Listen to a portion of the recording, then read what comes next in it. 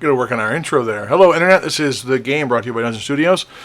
Tabletop talk show with your hosts, Dr.Pletorius. Giddes, how are you guys doing tonight? Buddy, what's Hey, up? doing good. How are you? Oh, not too bad. Late as always, so, no different than usual. Hey, you were busy. It's all right. You're very busy, Like I said, this is just kind of like our fun side thing. We have lives. It's okay. Now, like the greatest saying of all time says, a wife and a steady job has ruined many a good gamer. So that is 100% true. So, 100% true. That is alrighty. true. Well, welcome everybody to the game. We're with DungeonStudios.co on the internet to check us out. We have our stream running here too, so I think we've mastered watching our feed. So if you're with us, we're with you. No, did I say that wrong? Didn't I? No, I think you're. Wait, now, how did you say it? You know what? If you're out there, just say hi because we'll see you now. Yes, exactly. That's what I meant.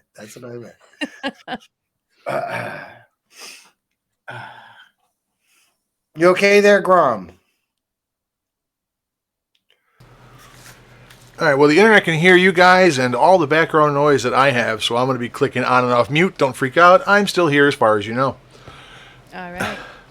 But you guys sound good to me, so what are we getting into tonight? Let's see. What do we got? Now, somebody just said hi, and I can't. How do you say Greek? How do you say the glyphs? Someone's name there. Yeah, nope, not a clue. See, now Can you type that out phonetically? Help us out. I'd love to say hi. Yeah, that'd be awesome. Look at that. That's great. It's too clever for us. It's Sigmir. Sigmir? No, I'm worried about it, man. That's what I do. I worry. I want to say it right. I see it all the time. How do I pronounce that? I know. In fact, I got a whole nother plug there. Our Dwarven thing that's coming out. The Dwarven dictionary's got all the pronunciations in it, right? Right? That's pretty cool stuff. That is pretty cool. Hey, his thing is repeating. Is he doing that on purpose, or is that just like a Facebook thing? No, I think it did that last week too. So we get to see everybody say hi twice. Yeah, it doubles everything for some reason. I still can't figure out why it does that. Yeah, it's amazing. Well, let's move right into our notes for things we forgot from the last time. I will give it up to Doc. What do you got anything on top of your brain? Oh, we're at the shit I forgot. Yeah. You know what? I forgot to mention, we were talking about all these videos and they were talking about the thing, the conference, and everyone's like the movie, and it's not like. I refuse to be stressed. I like my game. I don't care what version. I like the movie. I don't care about the conference. I'm going to keep playing D&D. Just wanted to say that. I don't think I said that. We were all talking about all the different YouTubers and everything else and what they had to say. I'm chill. Yeah, there's a lot of tension out there right now. There's a lot of polarizing thoughts about everything involving D&D right now. So that's actually a good tact to take for, I would say, for some folks, is take a step back. Just chill. It's a game. Exactly. It's just a game. Come on, man. Yeah. Well, I guess, I mean, since you kind of mentioned the D&D movie, that was something that I forgot last week. We did talk, we didn't cover very much on all the things that we liked or loved about the movie. We did talk a lot about the things that were, gripes for us. But I forgot in the midst of all that, one of the things that I really liked is that Justice Smith, who plays Simon, the sorcerer. Right. I'd seen a few different interviews, and I wanted to highlight that when he was doing his spells, he incorporated sign language into his spells. Oh, wait. No, you mean actual sign language? Actual sign language. So now I have to go back again. He incorporated sign language. From what I understand, into his spells. Oh, wait. No, you mean actual sign language? We got a super thing going on there, Grom. You okay? Oh, he's trying to see if he can see the live feed. He doesn't have his headphones on to hear us. Yeah, Grom, that's totally coming across while we're talking. There, bud. You with us? Yeah, Hello? I think he might have muted. All All right, right, he's with good. us. Okay, yeah. So from what I understand, I saw a few different interviews that he was working with some kind of a coordinator who was helping him come up with the hand motions for spells. And knowing if you're into D&D, you know that somatic components are a part of Mhm. spells, and so He decided to use sign language he as wanted the it to mean a semantic little bit components. more because, magic should be kind of a form of Bro, language. And so he asked if they could put in, gosh, um, that's great. if they could put in sign language. Now, where did you And see so this? that's what he did. And Where I did you thought that see was a this? really great thing. There were several different YouTube videos I saw on I gotta this. find them then. I gotta see this because Yeah, that's so I can exciting. try to find them. I didn't think I would need to cite my sources because there's a few of them, but I just thought it was I'm really cool. intrigued too because with sign language, it can be very fluid. Mhm. So he may actually have some of his own interpretations. And then the actual idea of using sign language, I've kind of been promoting that on the Facebook page a lot.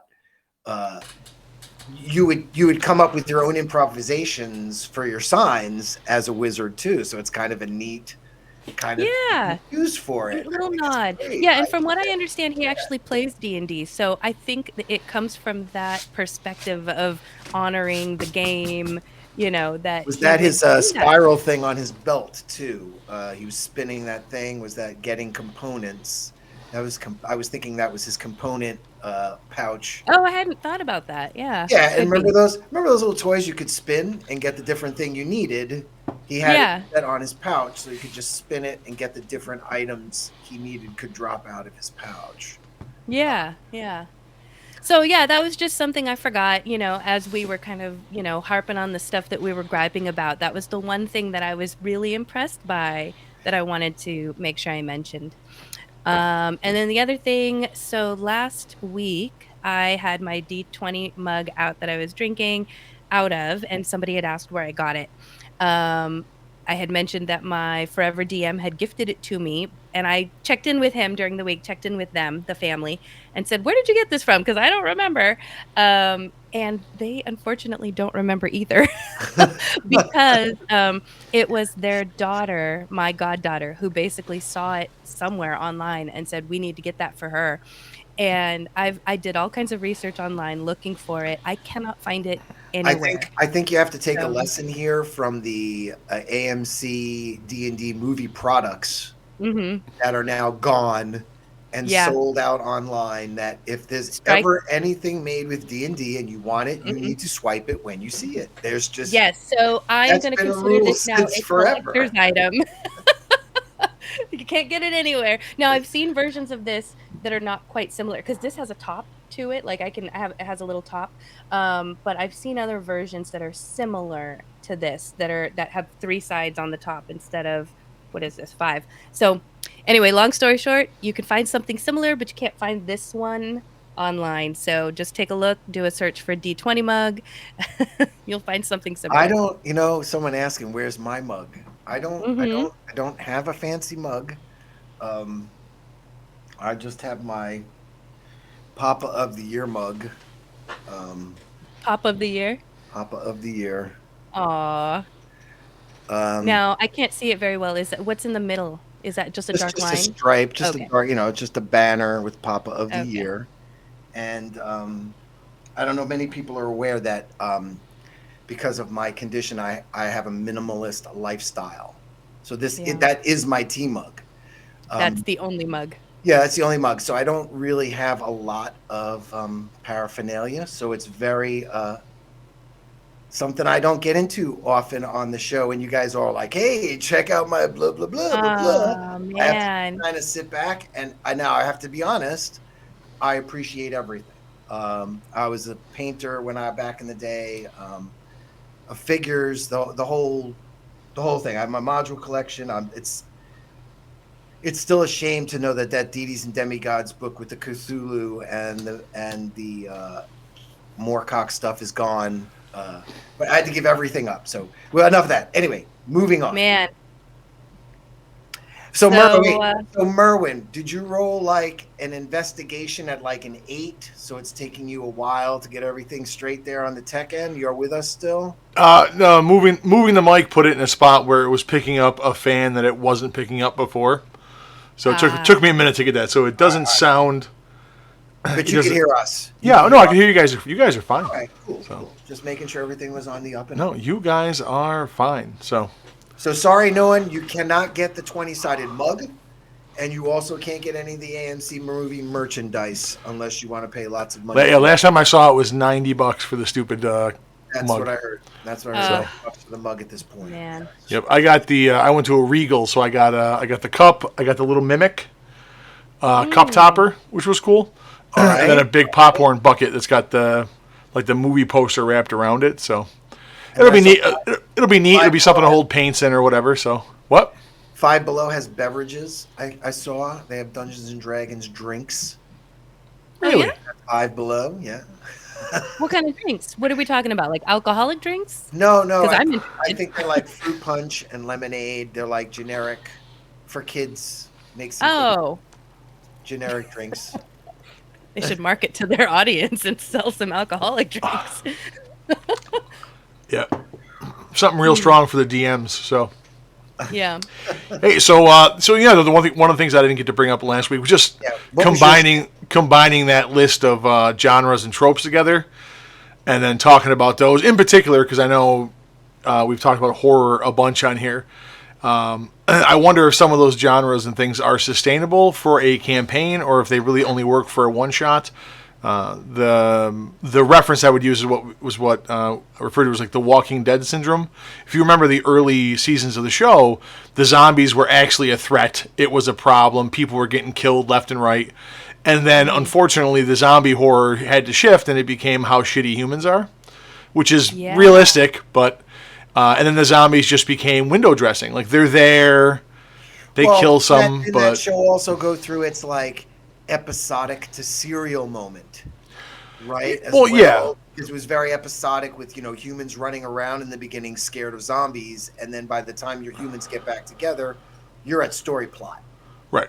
But my point was my point with that reference though is some of those genres that are on there, are they sustainable, or do they unfortunately really only good for a single story arc or a short series of games? Horror, the Cthulhu one, that kind of Eldritch horror, any of the horror ones essentially. But like the survival games, like I don't know that you can really do much with that because you eventually get to a point where you have resources, and obviously in D&D you have magic. So Right. I had that come up in my game when we get to that part of the show. So I guess when you're asking about saying this, the stuff you forgot, are all genres sustainable? No, I guess the answer is no to that. No. But if a genre is good enough and a game ends, you might pick up and have another storyline in that game, right? So does that mean it ends? Well, it's the thing is, you go like what got me thinking about it. Besides the Walking Dead failure, is that a friend of mine got us to do Cthulhu. I like the idea behind it. I like the concept. But in that game, you're 100% going to die or go crazy. That's how it ends. Right. So it has a shelf life built into it. You don't play that forever. Like Right. No. But like I said, just like Cthulhu stories, one book is a set of characters, and then the next story is another set of characters.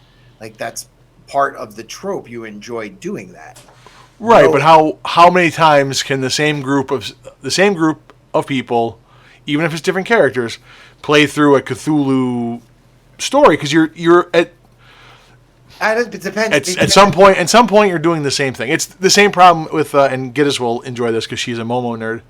It's the same problem with MMOs, and then a lot of D&D campaigns fall into this, where basically you get down to a binary choice. You're either doing a fetch quest or a kill quest, and that's really all you're doing. You're going to kill something, or you're going to find something and bring it back. And that can get kind of grindy. It's one of the reasons, like especially in MMOs, where there's a set story tree and limited dialogue options. That's why you get the what's the guys, Viva La Dirt League. They do a bunch of funny little videos, and one of the ones they have, if you haven't watched them, check them out. They're hilarious. But one, Say it again. Viva La Dirt League. They do D&D content. They do video gaming stuff. They're pretty funny. But one of the jokes that they make is they're constantly shitting on the NPCs because they'll start talking and they'll be like, skip, skip, skip, skip, doing that shit to them. So I don't want to spoil any of the video. There's a bunch of times they do that and they play it a bunch of different ways. There's funny videos involving that. Right. But it's one of the recurring jokes in the show because in those games, that's eventually what you get to. You're like, just give me the quest in my inventory and give me the marker on the map. I don't need to talk to you, kind of thing. Right. And with D&D games or any RPG, if there isn't that pillar of character interaction and whatnot, the game quickly devolves into that. So, are any of them really sustainable? Like the Spelljammer is the same thing, right? How many times can you play where you're just stuck out in space? Yeah, or I'll use one of my favorite shows, Firefly. Are you a fan, by the way? Anyone? Oh yeah. Okay, yeah. I love the show. At the end of the day, it's a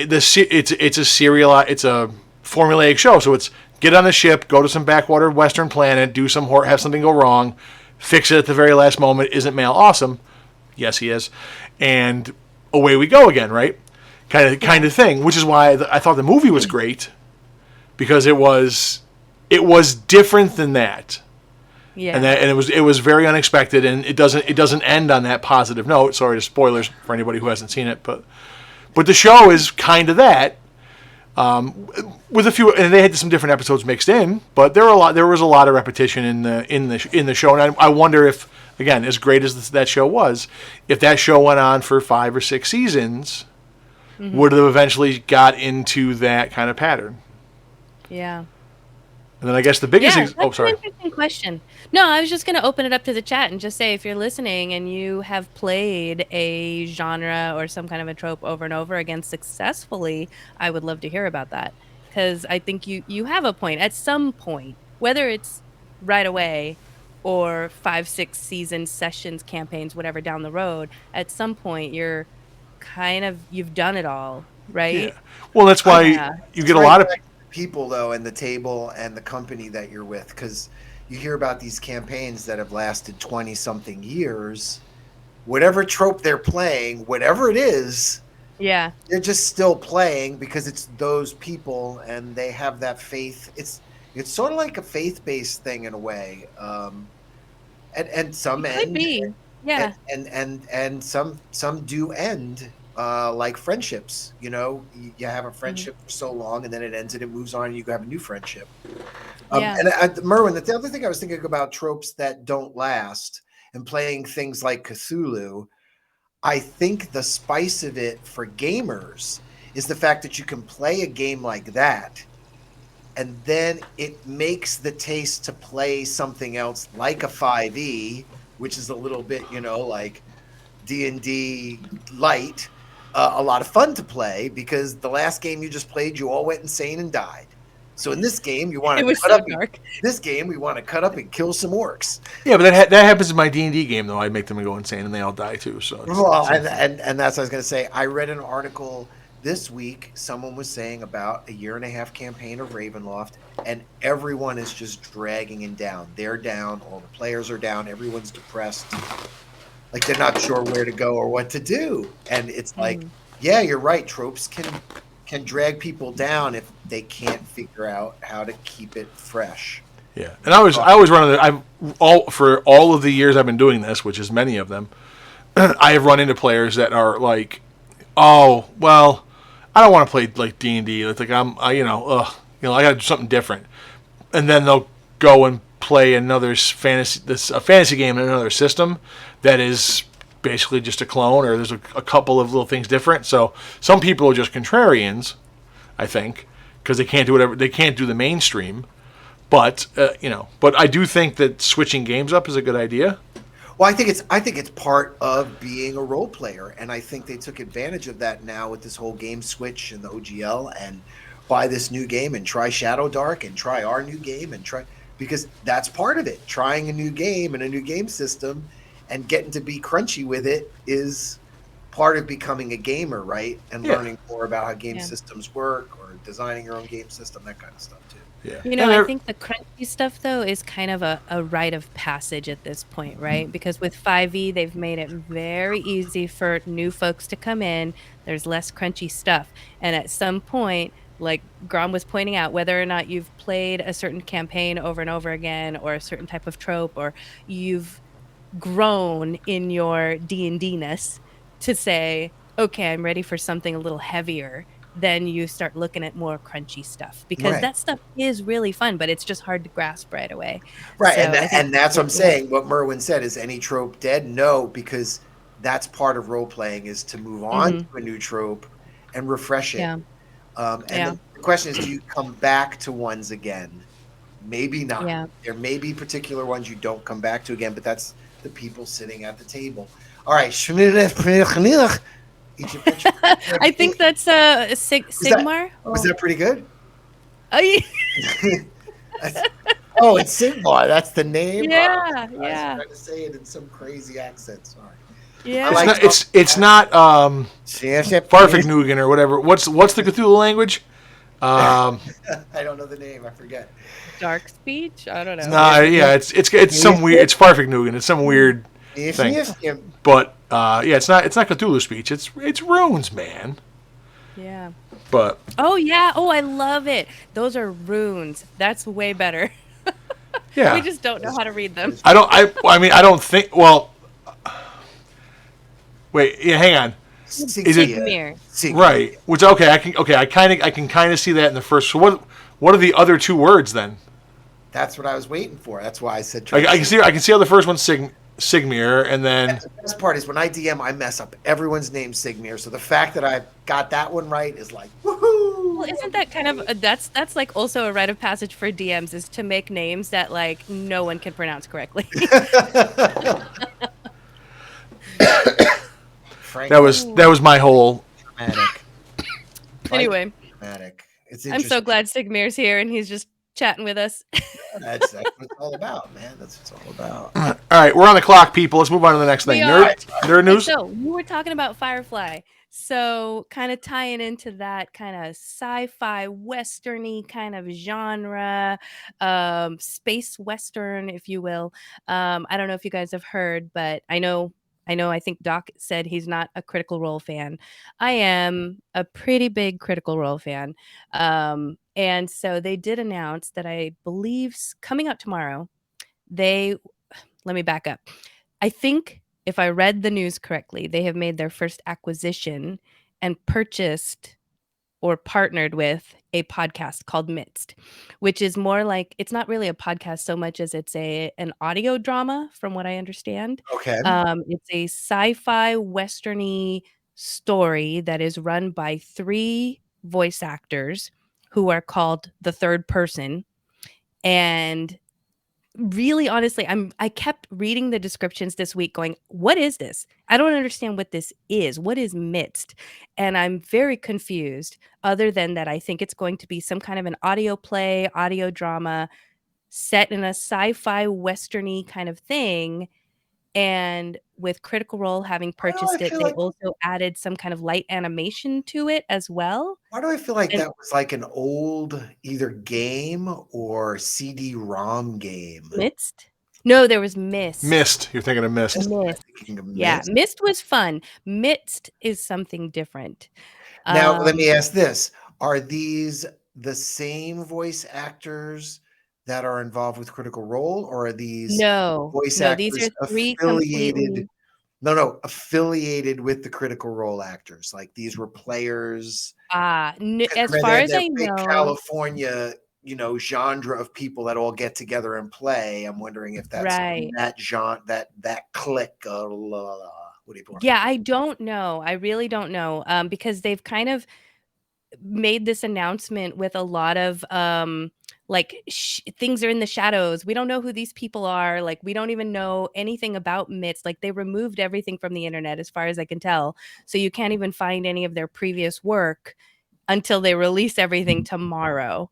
and I believe you can have access to everything up front if you like pay for a subscription. But if you just wait, of course you can. they will Wait, so release everything like this is online, or is this is I think it's through Critical Role's, like their Twitch and YouTube, all their okay? All their different things. Yeah. Their things. Okay. yeah. Okay. So I'm excited. It's not necessarily a genre that like I love reading sci-fi. I just don't understand what this is. Like, so I don't know if I'm excited about it or not. Well, and that's So that's I'm a great curious. place to put you, because you're tuning in. You're a Critical Role fan. I, on the other hand, that is not Yeah. enough a tease for me to tune in. So you'll have to let us know about that one. Right. No, I will definitely Now, let you know. now, on the other hand, Star Wars, I believe Mandalorian is kicking some butt. If you've been watching it on D+, I hear him groaning over there. But if you were a classic Clone Wars fan, have been watching along, like Fellini, you're with the story. But I won't go too much more into that. The other thing, they announced their 3 new movies, and Grom, you can. That I did see. So, yeah, look, we don't. There's not enough hours in the day for me to shit on this right now. So I'm just gonna say they have one going back. Let me make sure I'm right, and you guys can say yes or no.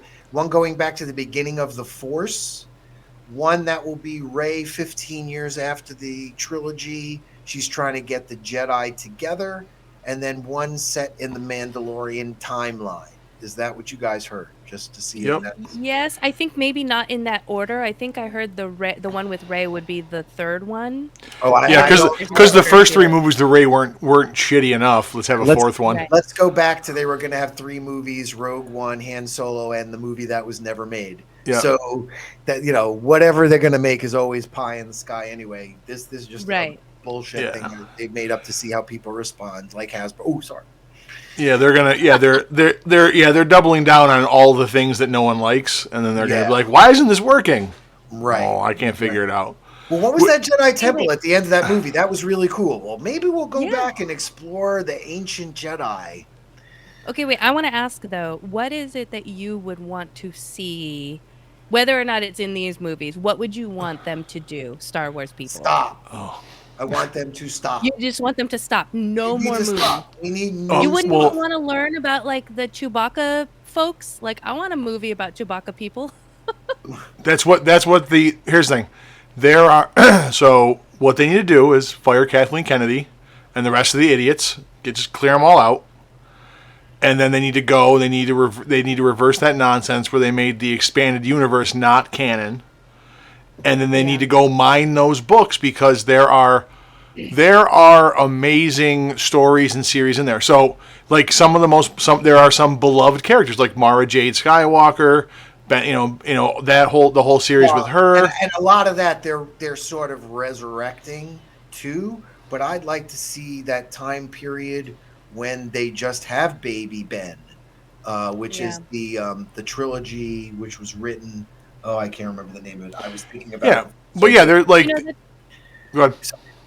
Oh, I was just going to say, no, that's a good point. I mean, I never did read any of the Star Wars books, and so I forget that there is a vast amount of canon out there that I'm sure fans are probably just clamoring to have that they haven't done. And well, and then like, just to hit on a couple of points. So, have you ever seen on the internet, and the internet's great for this, but have you seen the images of Sebastian Stan as Luke Skywalker? No. Okay, look them up. It's amazing. He looks much more like young Luke than old Luke does CGI'd back to himself. Right? It's worth a look. Oh, is this the guy that's on Mandalorian? No, it's Winter Soldier.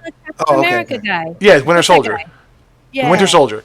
So, but anyways, so there's a whole thing about Luke falling to the dark side. That's a whole series. That sounds really interesting. The whole thing with the kids, like in Mara Jade, is well known. If you remember the Rebels cartoon, remember that? Like that. Which there was a cameo from Zeb in one of the recent episodes of Mandalorian. Well, as I'm saying, and that whole, I feel like that whole arc is coming into Mando, because you're going to have the other one coming into Ahsoka. Well, yeah. So warning for spoilers. I don't know if they're going to cover this in the Ahsoka show. I mean, probably not, because it's a good story. So of course they won't touch that with a 10-foot pole. But the way they left the end of the Rebel series, I won't spoil it for anybody. Like, it was a good show. It was, the characters were interesting. The lore you uncovered about the Jedi and everything was very interesting. And Admiral Thrawn is one of the cooler characters that came out of the extended universe. Absolutely. So I would be excited to have a movie that picks up from the end of Rebels. Would be great. Like, that I'd be all in for that. Answering Amber's question of what else to make next. Right. Yeah. Yeah. I was just curious. Like. Yeah. And then have you ever seen? Okay, so I'm a super nerd, by the way. Have you ever watched the video game cinematics from New Republic, the one that has Satish Shaw in it? Okay. I would say no, just because it's been. All right, I will send you links, or maybe I'll drop them in the chat. It's like 8 minutes of CGI stuff, right? But it deals with the reemergence of the Sith, taking back Korriban, their home planet, the death excuse me, the rise of Satish Shaw to be like the Grand Master of the Jedi. The games were awesome. The CGI was cool. It would be great to have those as a movie. Like, that time period would be awesome. Yeah. And then obviously the end of, if what they really should do, because everybody hates Rey because she's a Mary Sue and a shitty character and the movie sucked. Besides that, what they should do if they're going to do anything is take the big ending story arc, which is in the books, where there's a threat from outside of the known galaxy, so from the outer rim, gets invaded by something else. And there's fan theories that all of the stuff that the Sith were doing was working towards preparing the galaxy to fight against this new threat. Mm-hmm. So you could do that, and you have entirely new characters. You're beyond all of the known canon. There's very little stuff. There's only a couple of series about that. And create something entirely new in that space. Because we don't know what the Force is in this other place beyond the Outer Rim. You don't know. None of it is written, right? Or very little anyways. So go ahead and create all your new stuff there. And it's connected to the Star Wars universe, and people will watch it, and just don't have shitty writers and lazy bad storytelling, and people will love it. So I just want to say that's my piece on that. You were on a nerdy podcast trying to convince people how nerdy you are, which is just funny and cute. Yeah, I don't think I need. Yeah, I don't know that I have to get that deep all the time, but yeah. So I walked down the aisle to video game music. Really? Okay? Was it? I mean, it wasn't. Was it? The Sephiroth theme? Is that what it was? Not Sephiroth. Close. It was Aerith's theme. Gotcha. Okay. Yeah. So we can convince people, but we're nerds. All right, we're spinning crazily off time. Go to D&D Creator Summit. Wait, no, yeah, okay. Oh, on the summit, okay. Well, I'm gonna jump in on this one. So the summit. Well, tell everybody what it is. I watched a bunch of videos on this, and it makes me happy when people shit on Wizards of the Coast. So I couldn't wait for this part. So Wizards hosted a summit, which you talk to people that are in the video game industry. These used to happen all the time, and it's just you come there and they show you fancy things and they wine and dine you, so you'll give them a good review, and that's what it is. So video games would do this when they had the big AAA titles get released. They'd fly out reporters and everything, and they would show off what's coming up, like all the Unreal Engine stuff. They've been doing it for years, right? So Wizards tried the same thing. Like nobody was gonna, like everyone forgot about all the bullshit the last 6 months. They were just gonna come there and be like, "Ooh, look, shiny." And some point in time during the VTT presentation, it went off the rails. And as it was described, the energy in the room shifted, and it forced Wizards presenters to stop the presentation and be like, "All right, what's going on in the chat? What's up with the crowd? All right, you know what? You guys take a vote. If you want to talk about something else, we'll do that." So of course the whole room's like, "Yes, we do." And then for I think something like 45 minutes, they just shit on Wizards for all the things that have bothered the community, and it was glorious. About an hour. Glorious from what I understand. Obviously we're not important enough to have been invited to anything like that, but a lot of major names were there, and many of them just kind of mailed it in. Like I guess Jenny D is a big one. We all thought she was like super hard chill for them after the last couple of months, And I guess she just like bailed like 20 minutes into the whole thing. She's like, all right, later, I gotta go. Just left. Yeah. And whatnot. But no, I guess they kind of held him to task about a lot of the nonsense in the last couple of months.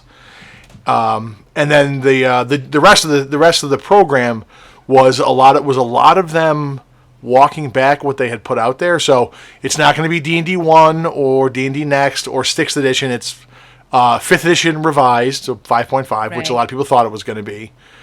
And then, like I said, they're still focusing on the virtual tabletop. Apparently, and I didn't see any videos about this, apparently, from what everybody gathers, though, they're going to start gunning for like Roll20 and Foundry and all the other virtual tabletops. We've been talking. Oh, I hadn't heard that. So apparently it's going to get serious, and they're going to try to destroy them, from what it sounds like. I think the microtransaction business in Roll20 is bigger than anyone can imagine, and they realize that. And that's what I was saying to Amber. I was saying before about two completely different games. They realize there's two completely different games now, and there's one with microtransactions. Well, here's the thing. But they've already shown the microtransaction market could have been 30 cents a year, and they would still have stabbed somebody in the back and sold their mothers into slavery to get that 30 cents. So, right. So I wanted to go back real quick. So you were talking about the way that they invited everyone to this summit, and that, like, people should have known this is like a video game summit kind of thing. Mm-hmm. But from what I understand, from what I read, is that they did not release their agenda to any attendees until like the day of. So they were being asked, what are we talking about? What are we talking about? And from what I understand, Wizards of the Coast did send out a questionnaire to their attendees 2 days, or at least a couple days. Yeah, well, they were trying to find out what they want to ask. Sorry. Okay. What do you want us to talk about? Which is not enough time, I think, to put an agenda together. And then so of course, if you're an attendee and you get a questionnaire saying, what do you want to talk about? And then you show up and we're not talking about any of that. Amber, no, I completely disagree with you that 2 days is not enough notice. Here's the problem. If you got data 2 days ago, why didn't you do something with it? Like, I'm sorry. When you're planning an event, though, have you planned a large scale event? I have planned lots of large scale events. I'm sorry. They didn't have their shit together. No, I agree. They didn't have their shit together. It's not a matter of them not having their shit together. The whole thing was stupid. It's a classic. What's the term? It's a classic controlling maneuver. It's where you ask for feedback that you don't care about and aren't going to act on. But well, he asked how I felt. Oh, okay. Well, and the same thing you just said, Jenny D just left. Yeah. Well, and meanwhile, she's making Barbie shit for them and doing whatever the fuck she wants because she's getting more followers. It's all about controversy, and that's why I said I don't give a shit. I'm going to play whatever game and move on to my next game. And they're all crazy, and it's like turned into huge thing. Well, go ahead. No, I was going to say the not to get off on they discussed there at too much of a tangent, but are we going down a Barbie hole?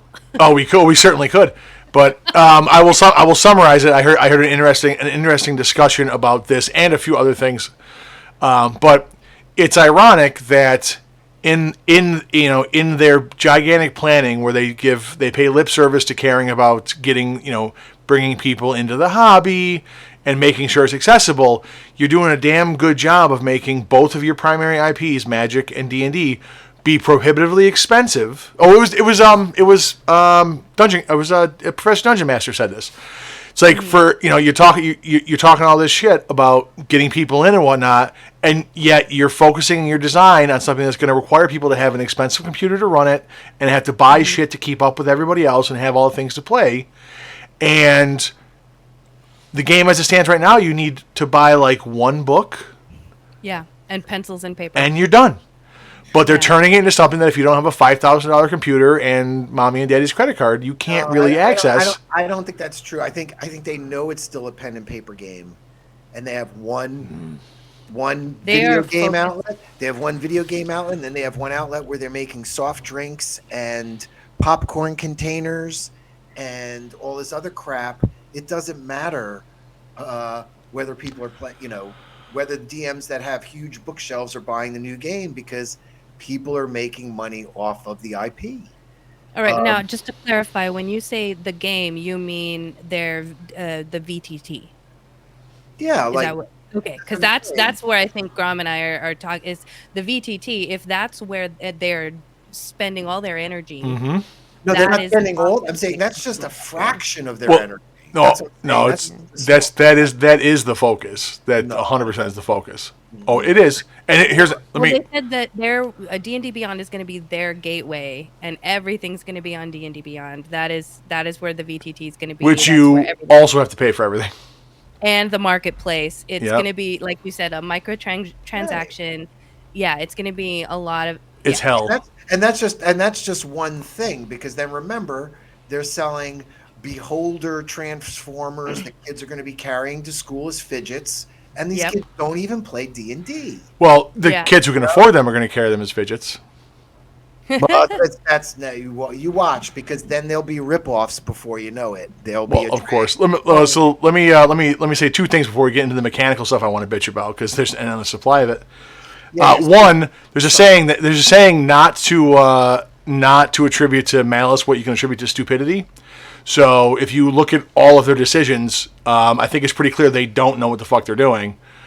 Because again, they're cashing in all of their goodwill and all of their social credit with the community to profit now, and they will eventually burn themselves to the ground. Right, and I don't think they care. And Sigmir just said it. The game is more accessible than ever before. You can get anything in PDF. Yeah, so the old game is and again, here's the thing. Have you ever seen what companies do when they start to fail? Right? They start to do all sorts of just desperate shit. So when they spend hundreds of millions of dollars on this new stuff and it doesn't start making them money, how long before they pull those PDFs for copyright? How long before they go after people's digital collections? How long before they make this stuff invalid? It's not. None of this is going to matter, because the whole thing is after 2020, when before 2020, D&D was back in the closet again, and now it's as huge. It's Hollywood. It's Marvel movie. It's franchise. It's junk for kids. It doesn't matter anymore what happens to the game to them. Because it's Trouble Dungeons and Dragons, it's Monopoly Dungeons and Dragons, it's Yahtzee, and then other people are going to start buying this stuff for people that have Dungeons and Dragons stuff. Just like when I was a Star Trek freak, and all my friends bought me tons of Star Trek stuff because they knew I liked Star Trek, but had no idea about Star Trek. So what is everyone going to buy Amber? They're going to buy her all this D&D stuff. Oh, what am I going to get Amber this year? Oh, you know what? I'm going to get her the D&D Yahtzee. Oh, you know what they got? I'm going to get her the D&D chessboard. I'm going to get her the D&D. Did you see my D&D clue back there? That's their money maker. I have the D&D Trivial Pursuit, and nobody will play it with me because they know better. Oh man, I want to get. And that's even better. No one's even playing with you, so it just goes on the shelf. Make your collection. That's why I can't collect anything anymore. Thank you. All right. So I just wanted to point out, did you see that Sigmir gave the last name Garrison? So now we know. I don't know what all the glyphs are. There's 3. Sigmar, son of Garrus? Sigmar, Garrison, but what's Ulfbani? Nifbani. Yeah, I agree. The game is more accessible than it has ever been. Yes. I am concerned about what they're trying to do with the VTT, and that it will be a little bit of the Sony Xbox wars, and you got to have this, and if you don't have this, then you can't play in my group because this is where we're going. And eventually I think it'll all settle to where you're saying, Doc, that it's not going to matter eventually, but I think during the big push, it's going to be the new big thing. I mean, people are going to want it. Super geek is going to be like, I'm going to write my own VTT, and I'm going to set my own rule system, and I'm going to have my own dice spinner. And Wizards, a notoriously litigious company, will sue them to death. No, because if you're just running a home group on your private VTT, it's not going to matter. Like on Foundry, you just run your. There won't be Foundry anymore. That's That's what Grom's worried about. No. I think those companies will be paying licensing fees. They'll still be. There's going to be. There's got to be Coke and Pepsi. Why collect licensing fees when you can force all of their customers onto your platform and get the subscription money? As long as their subscription platform is access to yours, so people can buy stuff from it, because your rule set is there, it won't matter. Why collect 20% when you can collect 100%? You might even be able to transfer more. It could cost more to transfer it. Who knows? What else did they talk about? Anything? Oh well, no. Are we skip? Because there's some stuff on the notes here. That's all. No, there's more. Yeah. Oh, there's a bunch of mechanicals. There's a bunch of changes.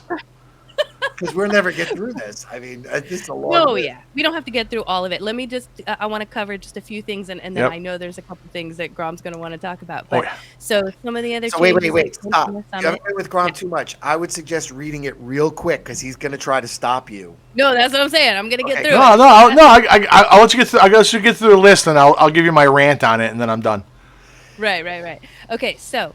Some of the other changes, I'm sure this doesn't cover everything. This isn't fully comprehensive, but Grom touched on the fact that it's not 1 D&D, it's not 6e, it's not 5.5. They're calling it 5e, which I found interesting because they have not done that before. I do like the idea that everything's going to be backwards compatible, so they say. We'll see. They've got a bunch of subclass updates, which I am interested in. The monk changing key points to spirit points. I did have a problem with that at first, because being of Asian descent, I was like, wait a minute, you're taking away my Asianness. I want to play an Asian monk. But then I realized that's a class, not a race. So there are other martial arts that are not Asian based. I agree that we can change this to spirit points, and I don't have an issue with that. So I'm going to move on. Updating the fighter so that they kind of feel like they have a little bit more to do, the weapon mastery, things like that. I'm totally on board with that. They're making the Eldritch Blast just a feature with Warlocks, so you don't have to do anything with that anymore, which I guess makes some sense, because that's pretty much all I've ever seen Warlocks do. You correct me if I'm wrong, but Bards. I'm interested in this. I got so distracted. What was it about Warlocks and Eldritch Blast that they did? Eldritch, every Warlock I've ever seen, anybody who plays Warlock, it's Eldritch Blast 24/7. It's pew pew, Eldritch Blast. That's all they do. What did they say about it? They're going to take it out? No, they're making it like a built-in part of the Warlock. So I'm assuming you don't have to. I mean, I think it's already. I thought it already was. That's why I'm confused by what you're saying. Right, I think it was already a cantrip, or maybe it's a low-level spell. It's a cantrip, and it's their best option, and it's indicative of their shitty design. Keep going. Anyway, yeah. I still don't understand what this update is. Yeah, we should probably dig into that. No. I'm going to say this one thing, because this is all I have to say about this. Why don't Eldritch Knights get Eldritch Blast? It's not accessible to them. Okay, go ahead. That's a good question. Go ahead. Okay, and then Bards. So I didn't hear any more about this, and I am curious about this, because now that Bards are a hot topic, people want to play Bards, hardy Bards, what have you. It's all about singing and, poetry and like the art of words or the art of music. But I haven't seen anybody do Bards in any other way. And there's tons of other art forms that you could build into. And so I heard that they were going to do some kind of a dance Bard, which I thought was amazing. I would love to see them dig into other forms of art. Like, I would love to see like a chef Bard. Like, that's a culinary art. We actually have a culinary cleric. There you go. And we have a storytelling Bard, which I think is a great concept, where he like a storyteller instead of singing. Right. Around the So I just like that they're digging a little bit more into Bards. So it's not like, because I know that there are tons of people who are interested in playing Bards, but don't want to sing or don't want it to have anything to do with singing. And so they shy away from it. And I'm constantly trying to convince people, you can play a Bard, flavor it some other way. Like, it doesn't have to be singing. You don't have to be shy about it. But people kind of get away from Bards if they think they have to sing, or they think they have to come up with lyrics, or, I don't, for some reason, Bards in 5e just don't work for me. They're just, I don't know what it is. Sorry. We can make that on a Could it future be? topic. Could it be there a flavorless mush of abilities just thrown together to fill a role in the game? But you know what's funny? Could be. In the original version, that's what it was. No, in the original version, bards was the original prestige class. You had to be a certain level druid, certain level fighter, certain level something else. Sort of like crisscross. Then you became a bard. Yeah, you crisscross two things, and I felt like that was a much better way to become a bard than just being a bard. Right. But anyway, that made it different than the other classes, which made it unique in itself, which now it's not.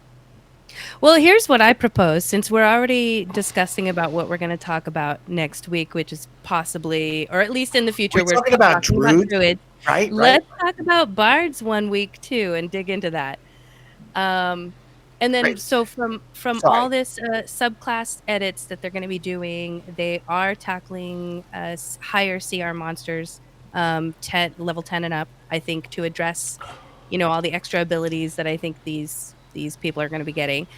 And from what I understand, they're updating the DMG to be a little bit more helpful to DMs, meaning that they will actually have some kind of a template for DMs to say, like, here's how you plan a session, which I thought was really interesting because, I mean, they have to teach you how to use the VTT somehow.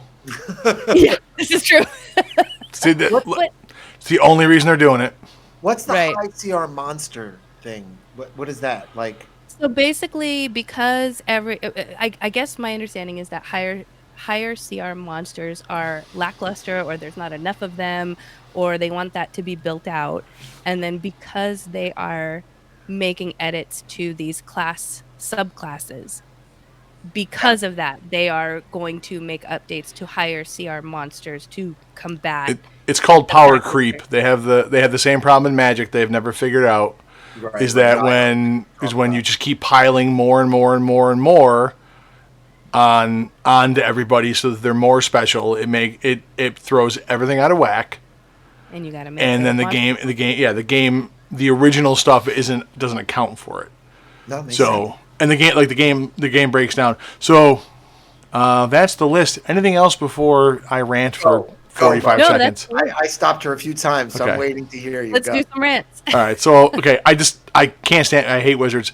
I hate their design philosophy for gaming, which is the idea that if everybody has everything, then everyone is better and no one's sad. It's a shitty way to design games. There's a couple simple rules I have not been able to grasp in all of the years that I have been dealing with them. One, the rule that benefit plus benefit plus benefit equals broken. The more shit you pile on, the more out of hand things get, and then you run into problems with the game. You also destroy various types of games you just cannot play. For example, you can't play a survival game when everyone's got 175 free spells and the ability to fly at first level, and you just can't play certain kinds of games. You can't. It ruins that. And then the other one is the other design philosophy is that anything free is a problem, because again it's an unlimited resource in a game where you're trying to manage other resources to create drama and tension mechanically. But what really grinds my gears, to use the joke from Family Guy, I'm an angry fat guy. It makes sense. Anyways, what bothers me is that they have all of these things coming out, and none of them address any of the core mechanical things with the game. They are simply done to either virtue signal or address perceived issues and controversies, while the game itself has just gigantic holes in it. Here's a small list of some of the things they could have fixed that they're not going to. Obviously, spending your time worrying about sub-races that maybe somebody got offended by, changing lore and backgrounds is just garbage. When you have classes that have boring or dead levels during the course of progression, where you level up and you literally get nothing, and other people get cool toys. It's like being the kid at Christmas who gets underwear. It fucking sucks, right? Fix that. Fix overpowered spells. Fix broken classes or character classes that have a lack of option. Put things in there to create interesting gameplay and choices that matter. Fix your CR system.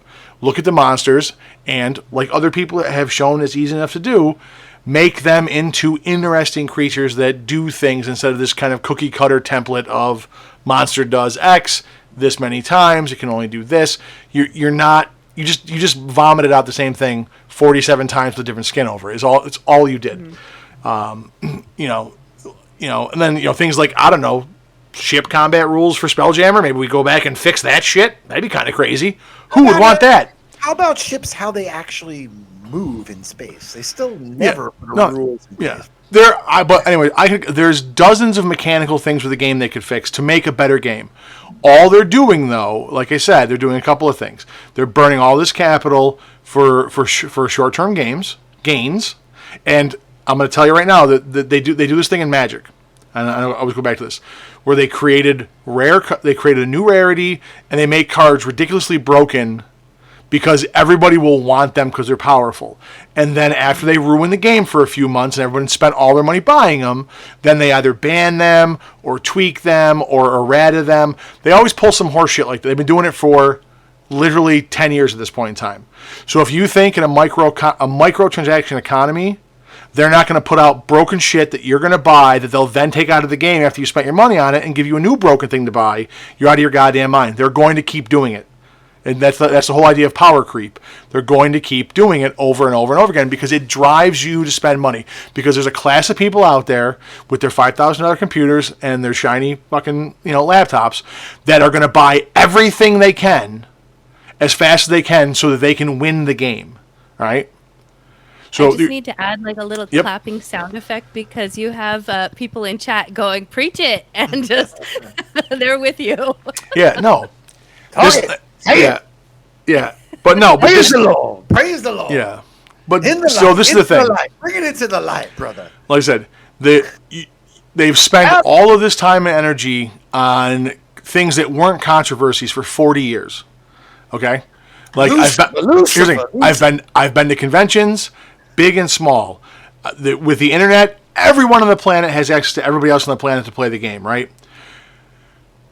There wasn't a problem with all of these things for 40 years. Now, all of a sudden, it's a problem because some jackass in a suit goes, you know what?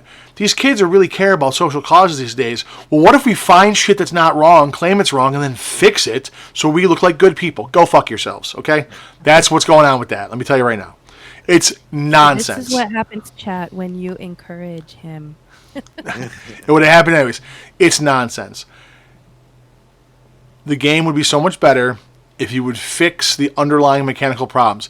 Like 5e's been out for how long?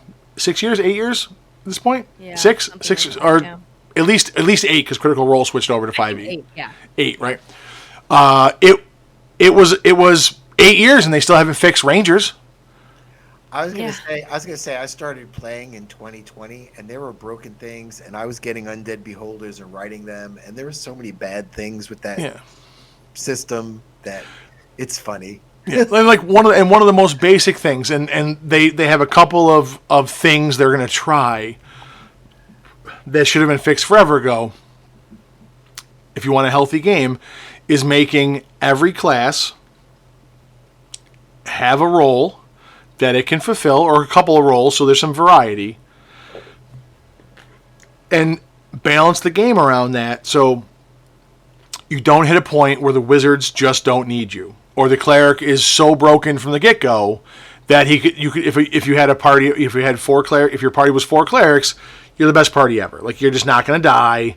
Nothing's a challenge to you, right? Right. Like fix that stuff. It's not that hard to do. But again, we're rushing out 36 books a month to try to keep the money machine going. They're not fixing it, and they don't care. They don't care. All they care about. And that's what I was going to say about not having that, getting those information 2 days before the meeting and not having something ready. They don't care.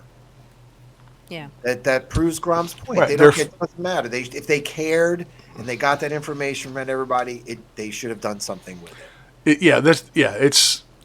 You are 100% correct, but they want to look at the care. And I'm going to respond to Sigmar in chat because I just saw it come up there.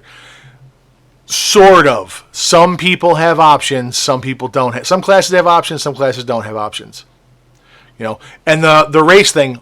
By the way, the race thing. That the worst part about this is going into the things you hate, right? Is this kind? Well, yeah, we're just skipping. Well, yeah, I hate wizards. Right into the things Merwin hates. The race thing. The problem with this is what they're doing is they're going to create a system, and I can already see it coming, where you just pick whatever you want so that It's, so that your character can be whatever you want him to be. And then you're going to have a bunch of people, everyone's going to have dark vision, wings, and resistance to damage, because those are your three lineage options, and you're just going to make the game more unhealthy because of that. Yeah. Yeah, I would love to have more conversation around the whole race thing, just because, and I did this in our Dungeon Studio servers, but I mean, like, there's no race that's Filipino based, but if there was, that would be awesome. I would love to play a Filipino based race that has like lumpia Really? attacks and like, yeah, focus on. No, not okay, you. yeah, I was responding to Josh. Sorry. no, taking it a little bit too far, but my point is you can have racial features and conversations around that in a D&D game as long as you're highlighting the positive aspects. You don't have to highlight any of the negative aspects, and yet they're just taking it all away because that's the safer option, I guess. I don't know. It bothers me. I want something that highlights some culture, and I would play that over, everything feels, for lack of a better word, it's not white. It's going to be everything's common. Everything's common. I don't want to be common. That's why I play a game. So That's true. Yeah, you're going to have, your dwarves are going to be 6 feet tall, and, your half giants will be 5 foot tall, and it won't matter. And it makes a very good point. It's I like stupid. it, Giddes. yeah. So It's dumb.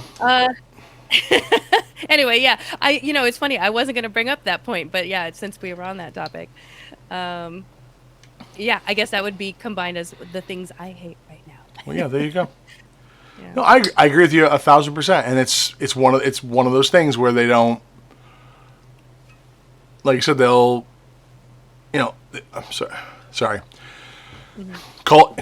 Cultures and people and things are different, and there are good aspects and there are bad aspects, and some things that you view as a strength, other people would view as a weakness, Right. or an inconvenience. And that's what makes them different and makes them good. Or none of them are. And again, it's not a matter of being bad. Although I'm sure but you can argue there's negative elements. But that's a part of the culture. The idea of machismo, right? It's a big thing with, with Latin people and whatnot. There's, people look at it and like, well, that's not, it's terrible or bad or whatever. Well, in some cases it certainly can be. In some cases it's not. Or the culture, the way cultures keep to certain roles for the family or whatnot. Working 90 hours a week in Japan is the expectation. Sleeping on the street is an honorable thing to do, so you're not too far from your job. Like, I think that's unhealthy and crazy, but Yeah, but that's something that they may, yeah, so I get it. Maybe that's what they're doing then, is they're just removing it all from the game so that it's up to the player to add the culture. But I don't know. Yeah, it just still, I would rather there be the option there of something outlined that I can pick and go, oh, look, I can lean into this and build this out a little bit more, as opposed to taking vanilla and trying to add flavors to it and go, this is something else now. Yeah. Yeah, and also a lot of people don't have the context and knowledge. Yeah. Like to Doc's point about the old deities and demigods book and whatnot, like those things. Like, there was shit in there that I'm like, I didn't know about. There were tons of like cool little mythos and culture things that were awesome. I wouldn't have got those if it wasn't for that book. Yeah. Oh yeah, like having all the Aztec Yeah. and stuff like that totally expanded people's campaigns. Because Like, it's cool. Like, it's cool. I didn't know that. Yeah. That's awesome. So. Yeah. I know we got to cut to a break soon, but I just want to, again, it all goes back to exposure, right? I mean, I live in California, so we have a ton of different cultures around here. You could find any gaming group that has someone that is a person of color or someone who's marginalized that's in the group that will expose you to things. But let's say you are in the middle of nowhere where it is all one culture. And so you're playing your game and all you have is bland races to play, and you don't ever have that exposure to other cultures to add into your game. I mean, like I said, I just feel like they need to put the onus on wizards to say, we don't want this all vanilla. We need a little bit of extra flavor here and there, and that's okay. Just Merwin do and I it were right. talking about that in the first couple of shows where, with the chronically ill folk, they just want to come and do what they want to do. Now your rule set is going to make everybody just no. They wanted to come and be something special that could fly. Anyway, we got to go to break. So when we come back, we got your week in games. We got the doctor's office still coming up, and we still got to talk about campaign endings. Yeah, I don't know if we're going to have time for all that stuff, but that's a lot of you stuff. kids enjoy. We'll see you back on the other side. Yeah. Okay, bye. Yeah.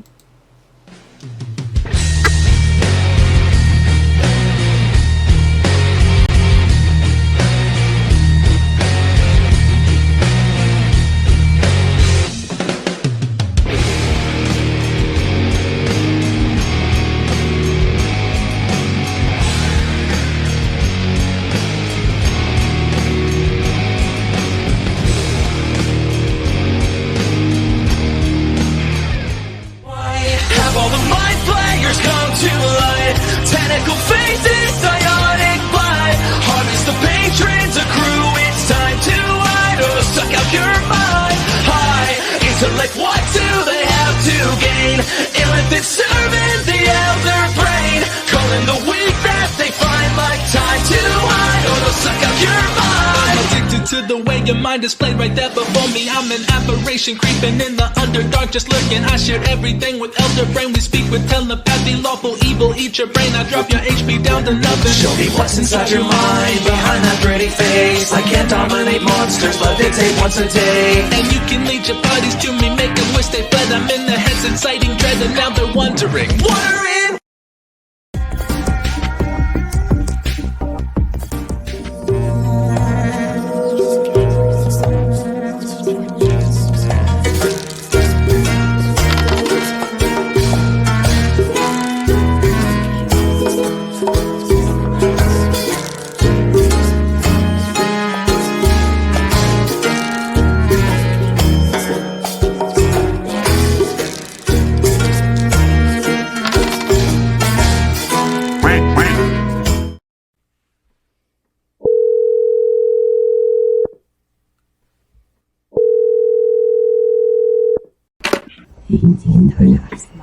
Yes, hello.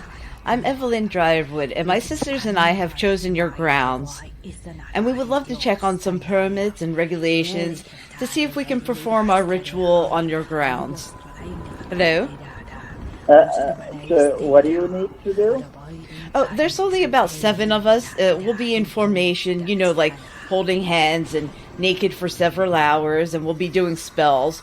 Don't worry, we'll be gathering some herbs from the property and trapping some small animals. Sure. Oh, excellent. Say, now, are you available for the ritual? Oh, you're damn right I am. Oh, this is amazing. I love your positive energy. We won't need to do cleansing on you. Or maybe we will. But we will need you to take off your shirt and bathe in pig's blood. Are you willing to do that? By cleansing, do you mean a sponge bath? Oh, we can definitely do that. Oh, we can definitely do that. Oh, you are being so open. Yes, I love your energy.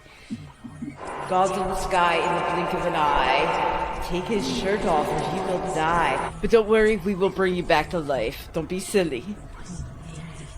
Sounds great. Oh my goodness. You are really into this ritual, aren't you? But yeah, of course. And the sponge baths. Oh, we will all be taking sponge baths together. Sounds even better.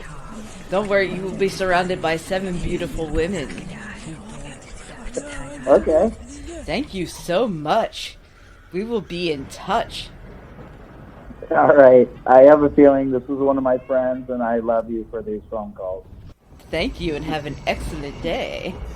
All right. You too.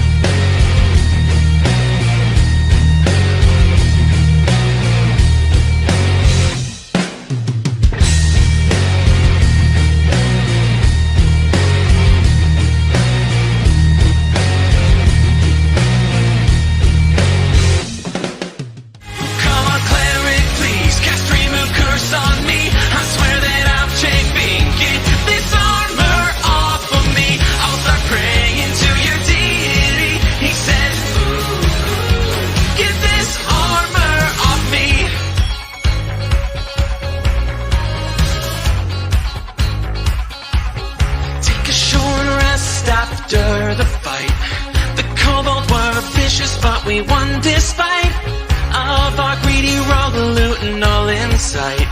Oh, and now we ask her Starmer, the rogue never knows better.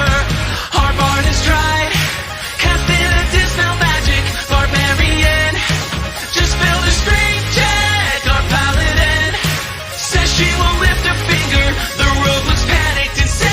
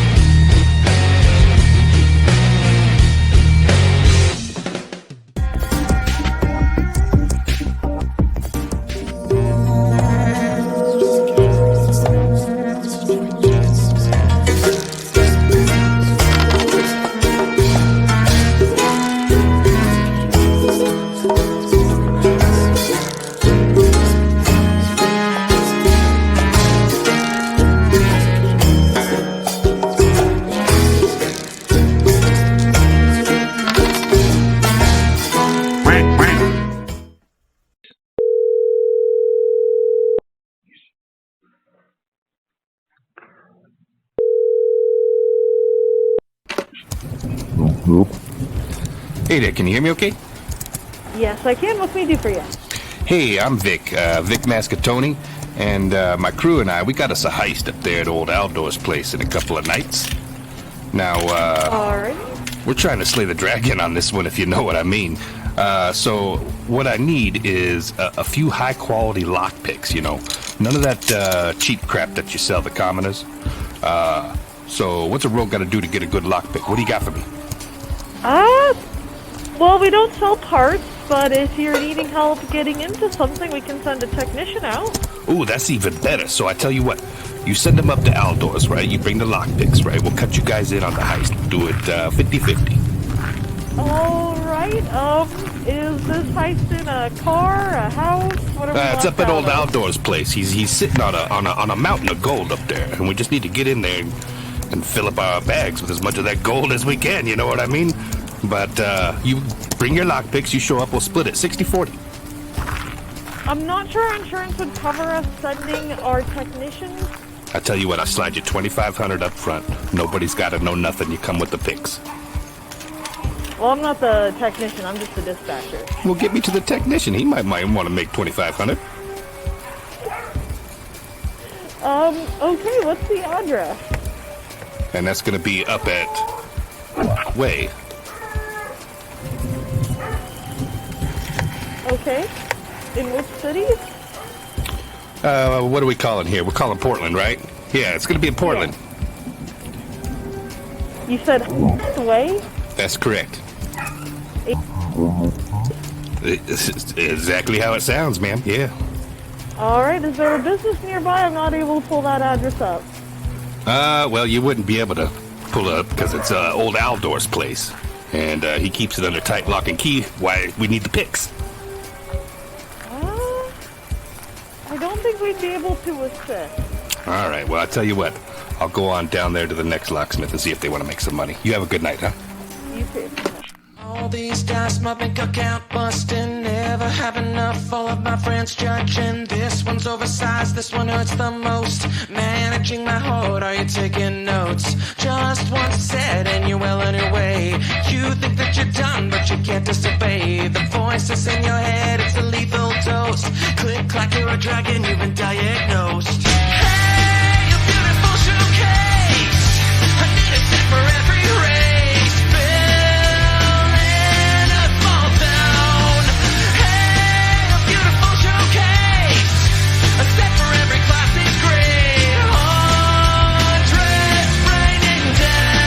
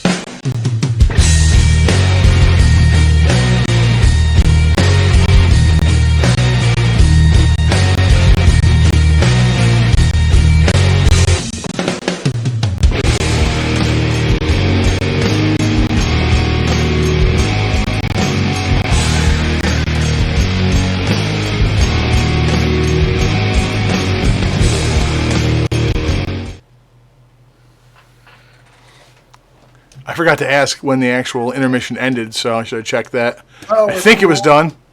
We're cool. We're cool. Everybody got in, clued in. Yep. Amber, have you ever heard the show Welcome Back, Kotter? Yes. I was about to start singing it. I didn't want to be like timed out, date myself. You're just gonna hear crickets. Like, yeah, I don't get it. I don't get it. Yeah, I know that's a dater. Sorry, but you know that one. How do you know Welcome Back, Kotter? I don't know it well, but I know of it. I mean, my mom used to watch it a lot. I know I've seen episodes. It's got to be John I would Travolta. say- Is why it is crossed into new culture. I don't know. Would you say it has John Travolta? Is that what you said? Yeah, you didn't know John Travolta was in Welcome Back, Kotter. No, I didn't. I feel like you're pulling my leg. See, now I have dated myself. I'll look it up. You know what? Just make sure you get a note from Epstein's mother, all right? All right. Oh, gosh. Welcome back, everybody. Welcome back. Dreams were your ticket out. Yeah. Right, Merwin? Yeah. Check it out. That's funny. Yeah, so on to the weekend gaming. What do you guys have going on? I'm waiting. I can't wait to hear it. All right. Well, so not last week, but the week before. So my introductory week, I was telling you guys about my game where my group was being chased by some kind of a dragon that had like a portal breath weapon, if you will. And the game had ended where this dragon was chasing them. The ship barely managed to get out of the way of one of these portals, and it took part of the ship with it, like a clean cut, cauterized cut of the ship. So now there's wind blowing at them, they're exposed to the air. And there are also these small black drakes, shadowy drakes that are kind of flooding out of the portals into the material plane, trying to attack their ship at the same time that this large black dragon is following them. So we picked up there because that's what we do. We just kind of stop. We have a dead stop at 6:00. And so we picked back up. It was a skill challenge. And so I think at that time they had two successes, one failure. And they didn't know how many they needed, but they needed 6 successes or 4 failures to figure out which way they were going, right? So, and I did tell them this because I knew that there were a couple people in the group that are like, I'm just going to hack and slash. And I was like, okay, you can hack and slash if you want, but to proceed out of this, you will either die or you will succeed or fail the challenge. Like you will succeed or fail the challenge. It's a challenge. Okay. So I kind of kept pressing them on that. What they ended up doing was at one point, the ship where the hole is open on the side of the ship turns. And so they are literally over the ocean. And so the people that were facing that open airway, I told them, okay, you can see the location where you were headed to, which is called the Aberrant Isles. It's like 4 islands with a 5th island that has been rumored to move location. And they had figured out that that 5th island is a dragon turtle, and that's where they wanted to go because there's a lost tome that's been lost for forever, and it's inside this dragon turtle is what they understand. They sort of have an aerial view of it now, right? They have an aerial view from the ship as they're being chased by a dragon. And so I told them, you can see the islands and you can see one island that has something that looks like a head in the front of it where it's a big giant gaping mouth that is open, and you can tell that it's just about closing, like it's kind of on its way down, maybe submerging underwater. And so I left them with that. They still had several challenges to go, so they're rolling, they're trying to figure out what to do. And at this point, so there's an NPC flying this airship, right? And so I rolled to see how well the NPC is doing, dodging these black portals that keep getting shot in front of it. And he kind of rolled poorly. So as the NPC, I let the party know, okay, we have an option. We can either fly into a portal or we're going to try to avoid the portal, most likely cutting our ship in half. What do you guys want to do? And they pretty much were all like, we need to head in. We're not going to, this is our only lifeline right now is this airship. So they flew into a portal, which I had hoped they would do because it gave them for a minute this insight of being in the Shadowfell, which they have not been in. They flew into the Shadowfell, and it's the opposite of where they're at now. Right now, they were in the material plane, tons of black portals opening up around them with things flying out of it. Now they're in the Shadowfell. They can see a bunch of light portals, right? Portals heading out to the material plane, and they can see swarms of black creatures flying out of these portals out into the material plane. But because the ship was also turned and they had that open ship view of the ground, the people that were there, they could see that there are shadowy creatures just amassing on the ground beneath. Like the earth looked like it was moving because there's so many shadowy creatures amassing in this area, seeing that there are portals being opened. They are all trying to flood through. So they got this momentary view of this before the ship heads back through a portal back into the material plane. And so that I was like, yes, now I know that they know there is something big happening in the Shadowfell that they got to see a glimpse of. And then they proceeded with their skill challenge. Now, the other thing I was really proud of during the skill challenge was I have a player at the table who last session was very confused by the skill challenge aspect. I kept trying to explain, you can do, like, try to justify to me with your skills anything you want to do, no matter how outlandish it sounds. Like, she's like, well, I don't know how to fly a ship. How do I tell you that I want to try to fly the ship? And I'm like, well, tell me how you want to try to fly the ship, and I can help you come up with a skill that would fall under so you can do a skill check. But it wasn't quite connecting. And for some reason, that month wait to the next session, she got it. And she was like, here's what I want to try to do.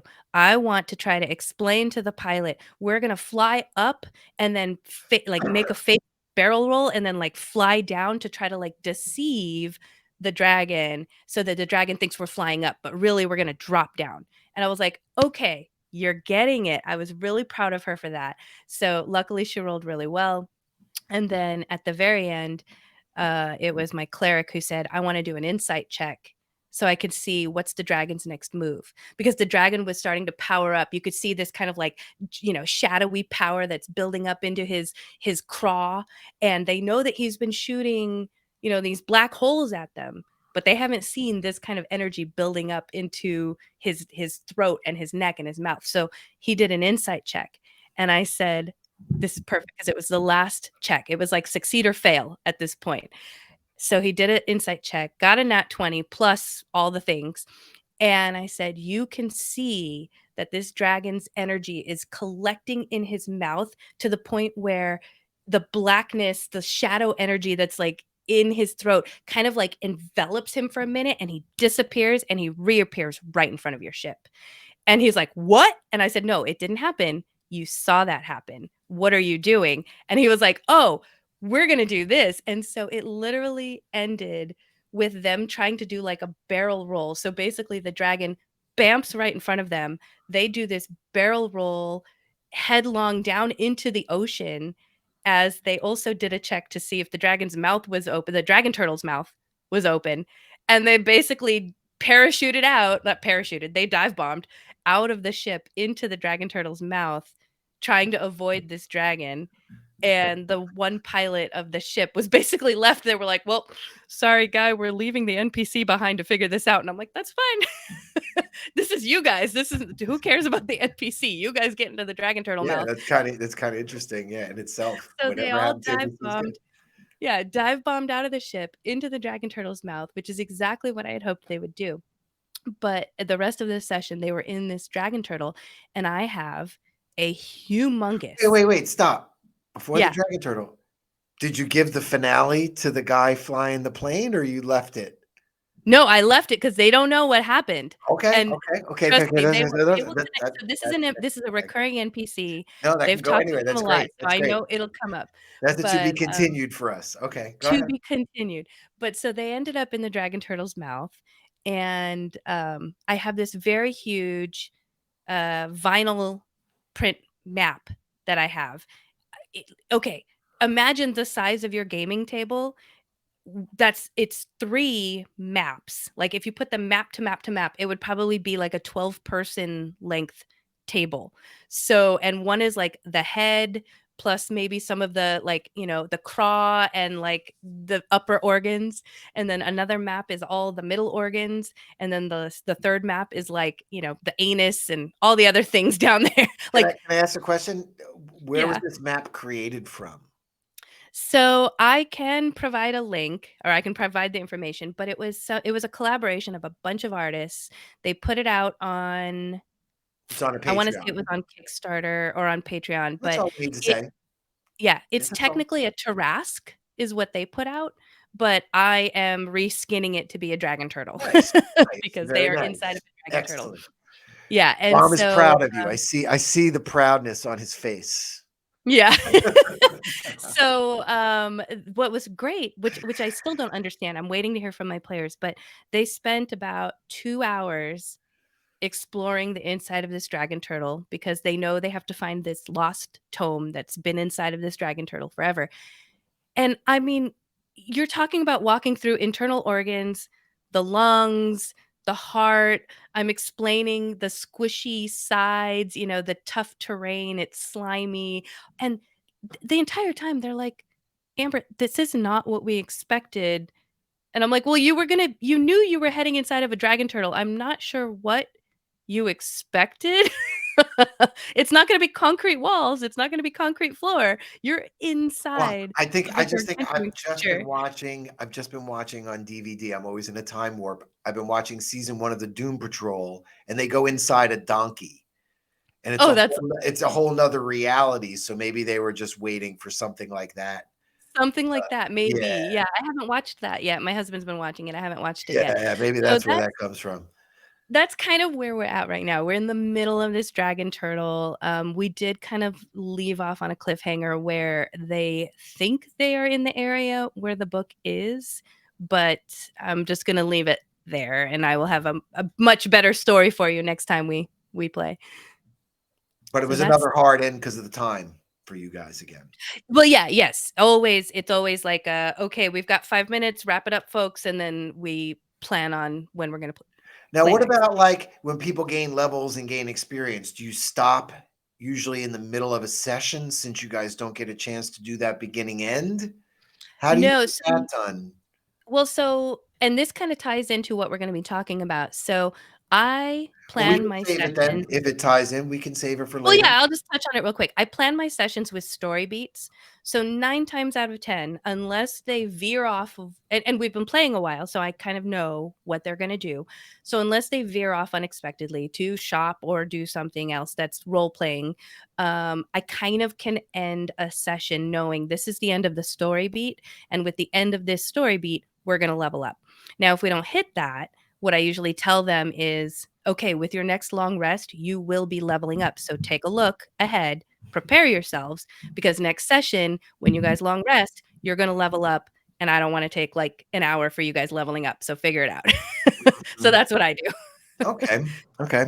All right. And All then right. So what about you guys? all right. So for me, we had our Ravenloft group met, and they were been in Castle Ravenloft, and they went into their final battle with Strahd.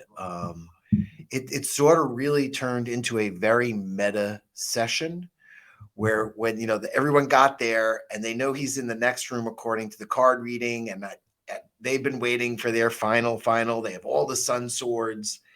They decided to not pilfer the tomb as much as I thought they would have and get the riches and stuff. And I think the one dwarf that sort of wants to kind of go back and be a thief was really disappointed, but they plowed right into the room, and I think I got to the point where this Ravenloft campaign's been going on for a year and a half, and we're talking about story beats and stuff. They had met Strahd along the way in this year and a half or whatever. They were there with their fated companion, the werewolf that was supposed to help them. They had the sword. They had the sign of the Ravenkind. They're already super powerful characters. I really didn't make it that long. They were actually able to destroy Strahd in moments. The fear came in with what to do. Like, Mhm. okay, now he's dead. Like, we know vampires aren't, he's going to go back to his tomb, whatever. They had also destroyed his coffin, but a new coffin had been returned. They'd also familiarized themselves with how to use the teleport to get into his chamber, his tomb. So after they had killed him, they were able to get in his tomb where his emaciated body, couldn't do anything. And then I think they spent an hour and a half doing all kinds of crazy shit they could to a vampire to make sure this vampire was fucking dead. So it's like instead of the double tap, it's like a quadruple, like let's just throw everything at him. Anything we can fucking do, then we're going to take the dirt under the tomb and we're going to bless that. And it was funny because it was all the paranoia of a year and a half of running a Ravenloft campaign. Yeah. That, it finally just wound out of them. And the really interesting thing was Strahd was asking Peace Lily, who looks like Tatiana, to take off the Ring of Mind Shielding. And really, it was a double bluff so that she would not take off the Ring of Mind Shielding. No Fun, who was a guest here on the show with us, in one of his videos, he had mentioned, wouldn't it be kind of a cool ending that if someone had a character that was a reincarnation of Tatiana, they kill Strahd, and then they find Sergei's body. They could resurrect Sergei, and they're back together, and the whole thing goes full circle, and it's a female heroine, right? Like, do you think there's something wrong with that story? With there being a female heroine? Yeah, or with yeah, the yeah. resurrection? Yeah, with the whole thing, with that whole kind of concept. So I had this. I think if your heroine's a dude, we have a totally different conversation we need to have. No, it's not at all, and that's why I'm bringing this up, because again, final sessions and all that. So the one female who played Peace Lily, who's sort of the new player who's been playing a year and a half and joined the D&D campaign, was almost turning her character into the main character of the story plot, the storyline, and everything that's gone on. She's been there the whole time. She's taken 200 pages of notes. Wow. And I was like, this would be a really cool ending for her. Well, it was not clicking for her to take the ring off even after they killed Strahd. She's like, I'm not taking the fucking ring off. I'm not taking the ring off. So then I gave people like insight checks. I was trying to make it, maybe they'll realize Sergei is still there. Blah, blah, blah, blah. And you know what? They were done.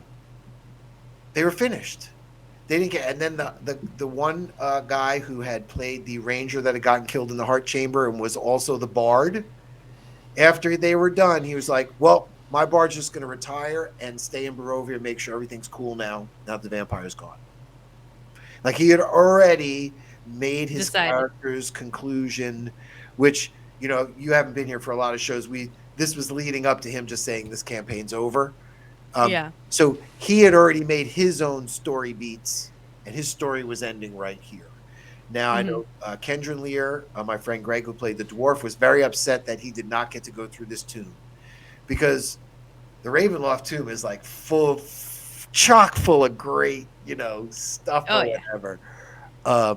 So that was one thing. And then the woman who plays Peace Lily, Jess, and Hellbore, the two sisters, a sorcerer and a cleric, she's like, well, I don't know. Being a new player, she hadn't thought about anything about, story beats and where they're going. So I just said, okay, well, since we're done, I just got to say this. The ring, taking off the ring was a double bluff. And they're like, what do you mean? I said, well, I was going to do, if you took the ring off, I was going to have Sergei's mind reach out to you and remind you, that he's dead, and you could come help him and bring him back to life, and you would save him. And she's like, I'm going to use the wrong term. She's like, why are you body shaming? Did she say body shaming or woman shaming me? So I kind of felt like it's that whole, the prince has to bring the shoe to Cinderella. Well, Cinderella's going to go get her own goddamn shoe. Yeah. Okay. Theory. And in a way I was kind of like, and then I guess you can't predict any players, which way you're going to go with things. Right. And that's really how the campaign ended. Yeah. and I'm going to talk more about it later because there were things leading up. You're talking about having story beats and points. When we get into the topic, I'll get more into that. But that was This Week in Gaming. And then we talked more about getting ready for our our Red Death, where I played the guy, the Monkey Grinder. But we're going to take a week off next week. And then we talked about doing Icewind Dale after that. And, Jess was like, I really didn't think about my characters. I'm still thinking about my characters for, Red Death. And again, as a new player, she's still like, I'm already like 3 games ahead.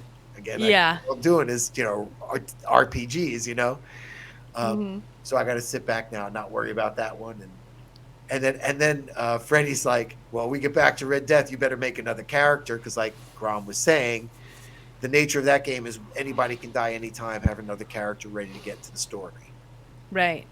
So we'll see how that goes. What about you, Grom? Sorry, I went on and on. No, just a boring week in my game, not really to cover. So, all right. Okay. Really? But so you got a magical Q&A for us? We can fire it up. All right. Yeah. This week, Amber, you were asking about Easter eggs. Nice show for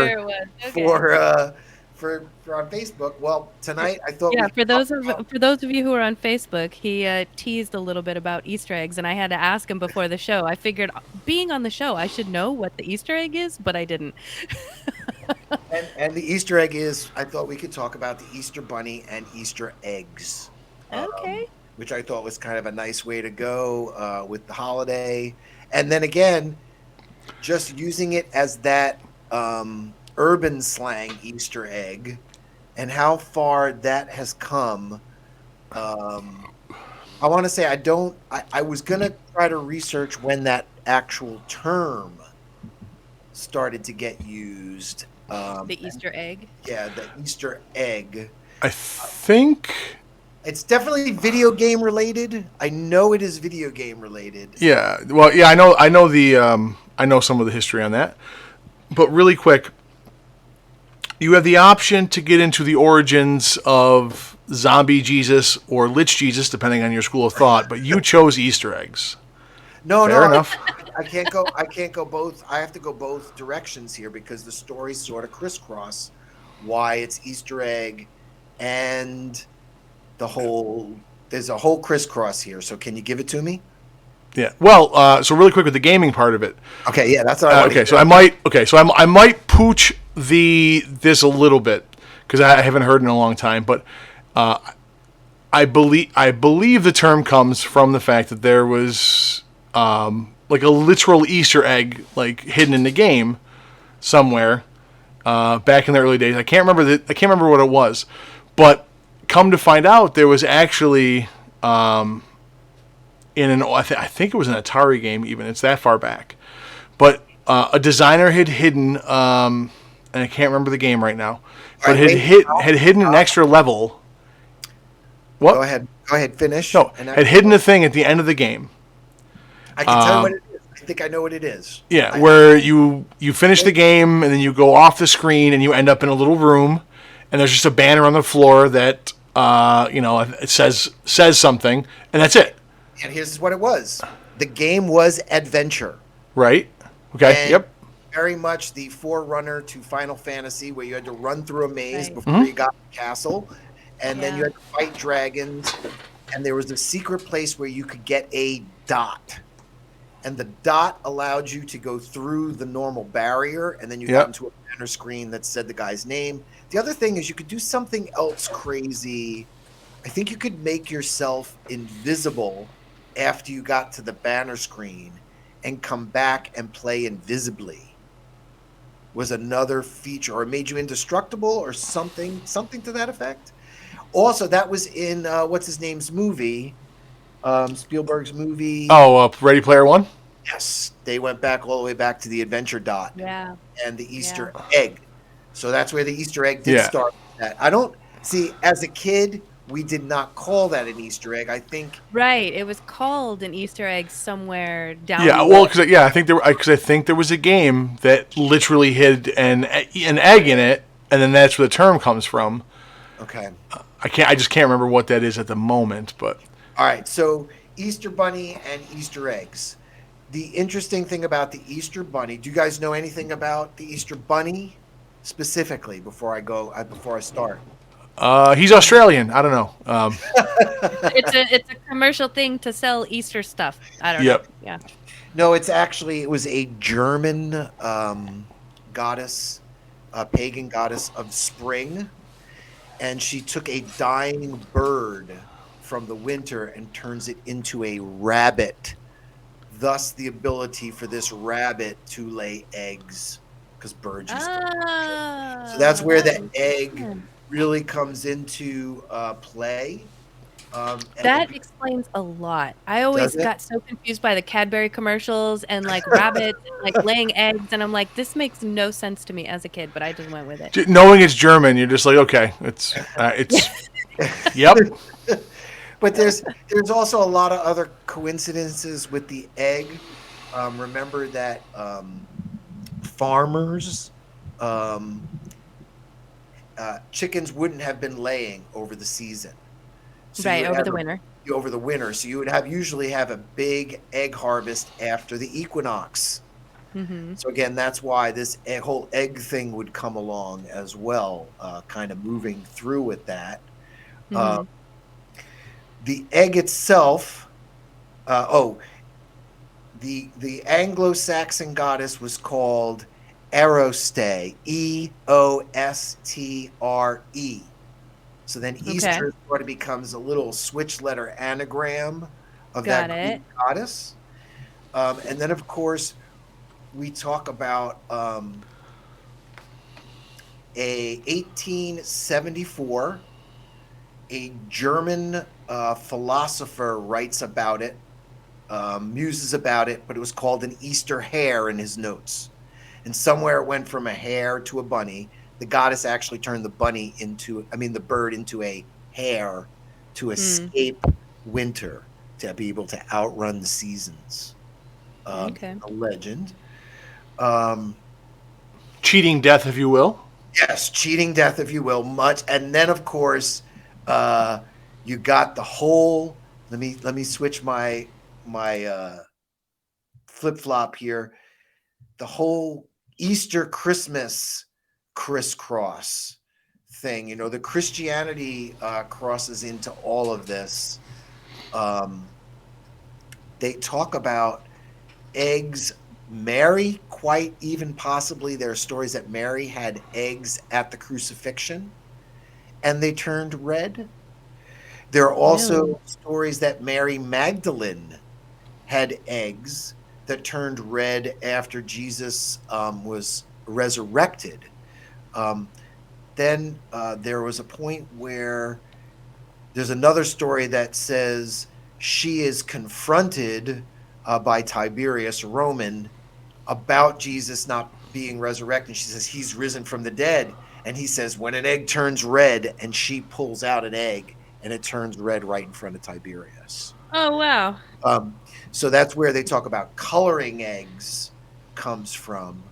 And even it sounds like Sigmir's kind of heard some of this stuff too. You've seen his comments. There's a lot of I'm on my notes. Even history on this.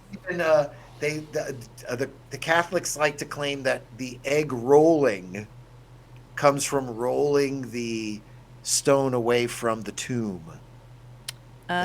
Wait, now talk about egg. What do people do things with eggs, like rolling them for Easter? Did I not know this? Yes, that's a whole people used to do egg. Like, is this like races? You would try to roll an egg down the hill. This was in Europe.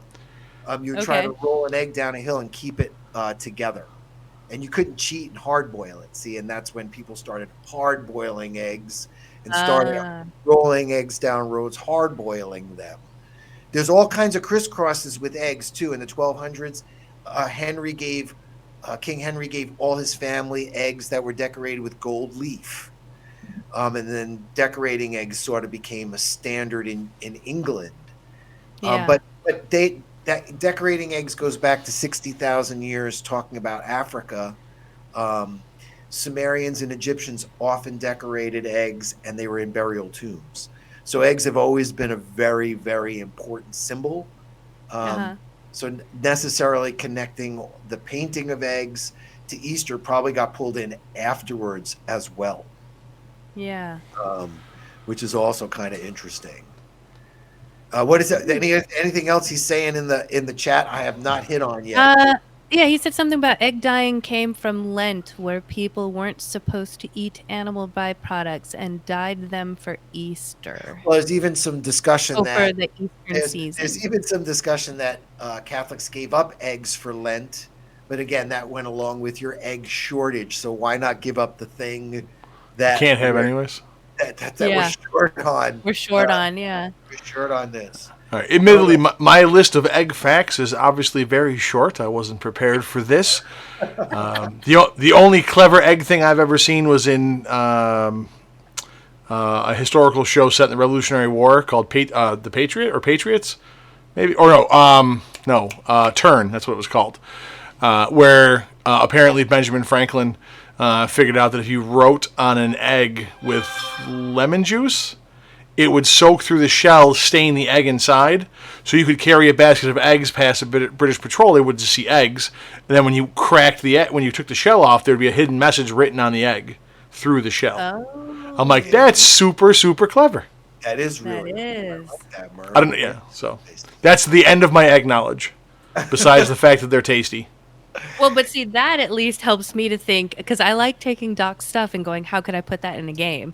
And that is how I can put it in a game, is passing secret messages across borders with eggs. Well, even the design, I remember Underground Railroad had just patterns and designs that gave messages too, so you could even have it blatantly out in front with a code. That's the hobo symbols. Yeah, the hobo symbols. So that's really a real quick, trying to keep our time down for the doctor's office. Easter eggs and the origin of the Easter bunny. If anything else, there was a botanist, 1682, that had a children's story where a bunny laid eggs. So it's sort of kind of like popped up here and there. And then, of course, there are some people that love the peeps. And I have to bring up the peeps. Again, they were made by hand in marshmallow. The guy just wanted to make, in Bethlehem, Pennsylvania, just wanted to turn the marshmallow into a chicken. I don't think he meant it to be something to be eaten, but it turned into a thing. Like you're a Californian. Do you guys have the butter lambs out there? Is that a thing for you guys? That's a big East Coast thing. No. I mean, I've seen like butter shaped like things that people will put out for like usually Thanksgiving. I wouldn't say Easter, but I don't know. Yeah. Maybe that's just me. Is that a Maryland thing? You got butter lambs down there? It's Pennsylvania and New York for sure. No. Really? I think that's more your upper tier where you're at. Oh God, yeah, that's a big thing. Everybody, people. People line up to get the goddamn thing. There's a couple places in Buffalo that do that, and there's a fucking line around the block every Easter because you have to go. Gotta get the butter lamb. Gotta have it. Gotta have a little butter lamb. Gotta have it. Frozen peeps. Somebody says frozen peeps are good. Okay, I've heard about people putting like certain candy bars and things in the freezer.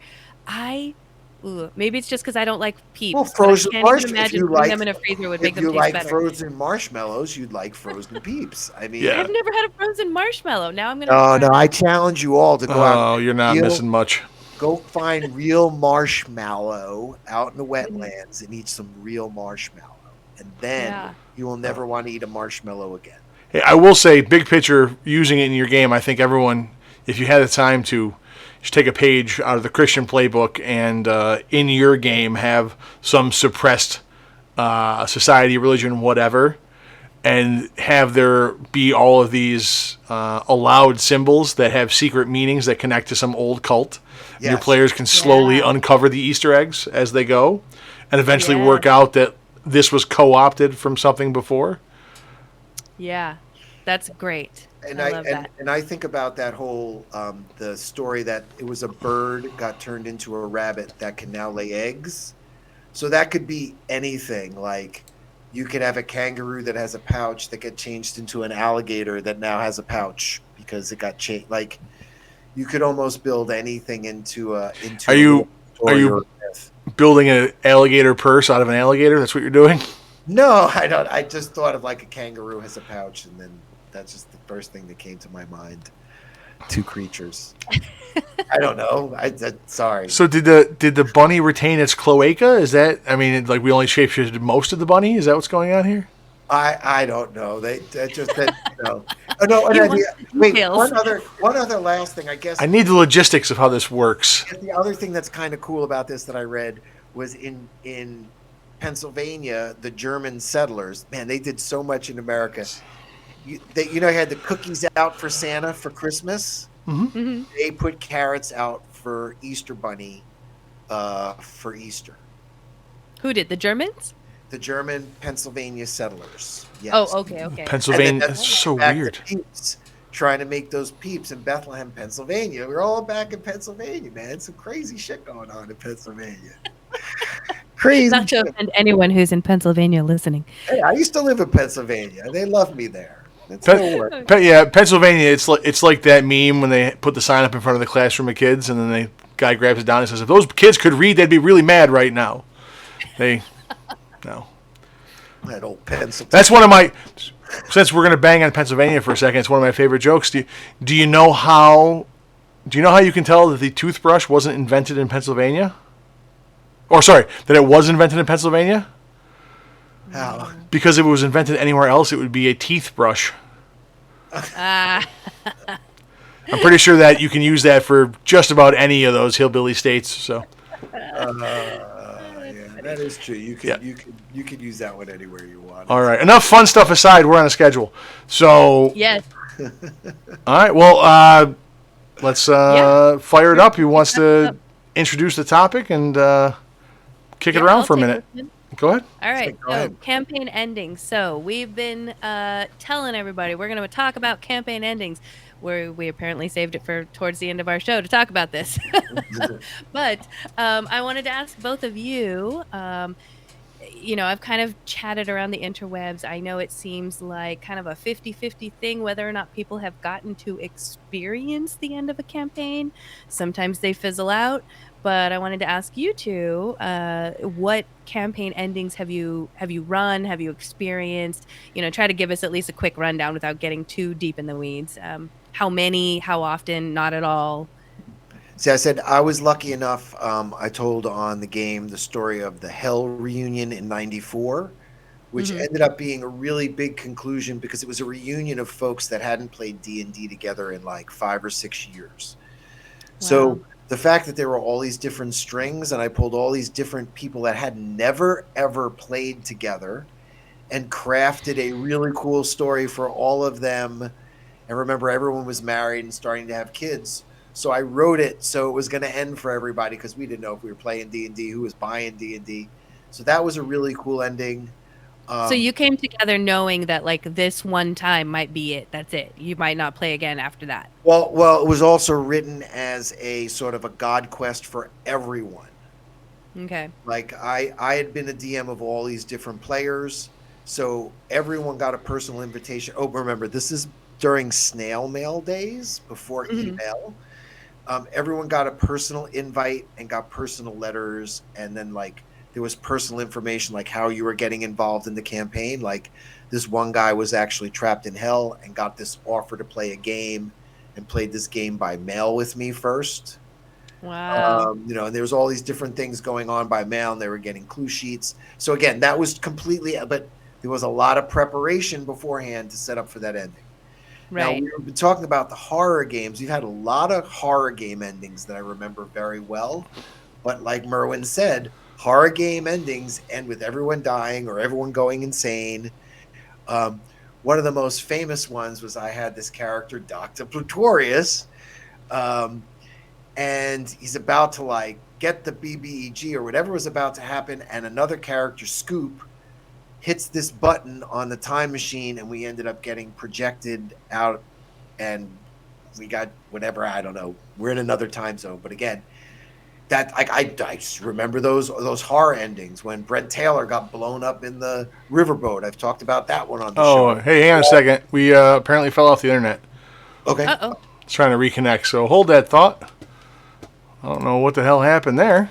Do we know where we fell off? It was right at the start of you talking about escaping hell. But give me a second. I think we're reconnecting.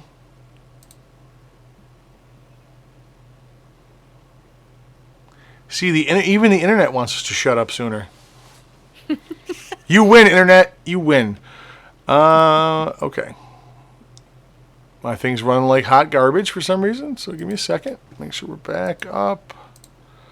We're back. We are back. Sorry about that. I don't know what happened there, but take it from everyone dies or goes insane, and then you started talking about the hell thing, and then it cut out right around there. Okay, no. So I was saying about what campaigns ended really well. The big Hell Reunion campaign, but that was set up as an ending. A lot of the horror campaigns, the riverboat explosion, the time machine disappearing into the future. Trying to think of what other ones. We had another one where the evil guy won, and Quizzle jumped on the evil guy's head, and he cut Quizzle in half, and the evil lords took over. So some of them are tragic, some of them are heroic. I guess that's a quick rundown. How about you, Merwin? What ones you really? So I was doing the math in my head. So let me preface it by saying this: campaigns, much like relationships, all end in failure, except the last one. At least that's how it works for me. So it's been 34 years of this. Technically, I don't necessarily. It's either 2 or 0, depending on how you score this. The rest were all dumpster fires, right? So the first one, the high school one, I've been trying to piece together how much campaign there was. Like, I think we played a lot, but I can only remember a handful of moments. So so technically it's a campaign, but I mean it wasn't really structured the way that I would consider a campaign, quote unquote, to be now. So because we were young and it was second edition D&D and I was a teenager, but technically got to the end of it. They beat the bad guy. They totally ruined my entire ending I had planned for months because they're dicks. So my wife's always like, "Why do you hang out with these people? They're awful." I go, "Yeah, I know, they're my friends." I can't explain it. It just is what it is. And then just recently, so a year and a half ago, 2 years ago now, we had technically a campaign come to its full conclusion. I think I've told this story before too. I'm pretty sure, though, like I said, it's the campaign in my head is a 3-act campaign, and they only finished Act 1. So technically, it's a completed campaign. It was the start and finish of a large story arc with dozens of small ones in between. But it's not the full scope of the story. So, like I said, either I get zero points or 2 points or somewhere in between. But the other 50 or 60 were all flaming, horrible disasters. And I've never been a player in a game long enough to have the campaign end because people don't like me. So. Right, yeah. So that's kind of, I was actually waiting to hear if you were going to say that you've never been in a campaign ending, because I have technically never been or experienced a campaign ending. Luckily, I'm getting ready to, I'm running my game and I'm getting them to an ending. But I have found it fascinating the number of people who haven't experienced a campaign ending. I think it's the majority of people, I think. Right. So yeah, if you're still listening, if you're in the chat, tell us about your campaign endings or whether or not you've not had any campaign endings, because that's what we're here to talk about tonight. And were they happy endings? Sorry. Happy endings. Or, well, actually, I wanted to ask you about, the horror ending, like, so the bad guy wins? Like, we'll talk about that. Yeah, definitely. Yeah, so what I wanted to talk about tonight was kind of like to help those people, especially the DMs, right? Because you're the one running the show, is when you are at a point in your campaign and you can either feel it fizzling out, feel like the interest is dwindling, or you can hear kind of feedback from other players, like they're ready to move on to another character. I've heard that. I've heard people going, I'm done playing this character. Can I move on to another thing? Trying to think what other reasons to basically just get yourself to a point of, okay, we need to finish this campaign. It's time to move on to another thing. And I get a lot of people asking me, like, how do you get there? You're in the middle of a campaign. How do I get them to the end, right?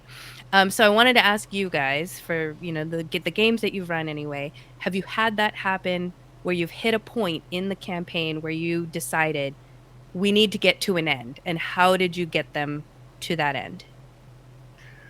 I want to say for the Ravenloft campaign, I had put in like points along the way pointing towards the end. Mm-hmm. Like I had the card reader at the first, I forget what that first one is called, House of Doom or whatever, where they get the card reading. The card reader turns into Strahd. There was another one where they're in Forlorn in another realm in Ravenloft, and they go into this Forfamax castle, and the Ghost of Hospitality turns out to be Strahd. So I just kept playing that up, as he was like kind of tormenting them as they were traveling through. So the same thing, like I was saying in This Week in Gaming, when we got to this finale, they were done. They were like, yeah, we're done. And I think that's why some of the players are like, yeah, I already know what's happening next, and this is what I'm going to do. Okay. For me, so you didn't really. Now, is this because it's a module, right? You're playing a module that you didn't really have this to has all been homebrewed. Okay. Putting different domains of Ravenloft all together into a story called The Curse of the Silver Sword, or the Silver Cross. Okay. And it's actually, the Silver Cross is the sword of a paladin that I played years ago that kind of crisscrossed into the story but ended up getting killed before the end, before the finale. But when they look back to the whole story, now you understand the Curse of the Silver Cross. It was this paladin trying to get back to kill Strahd. He didn't get to, but they picked him up along the way, and the rest of the party finished that storyline. So it looks back, and it is a whole story. Mm-hmm. Now, my Chronic Explorers, we ended tragically, but we didn't end. We just said we're going to be to continue because, again, sickness put us out.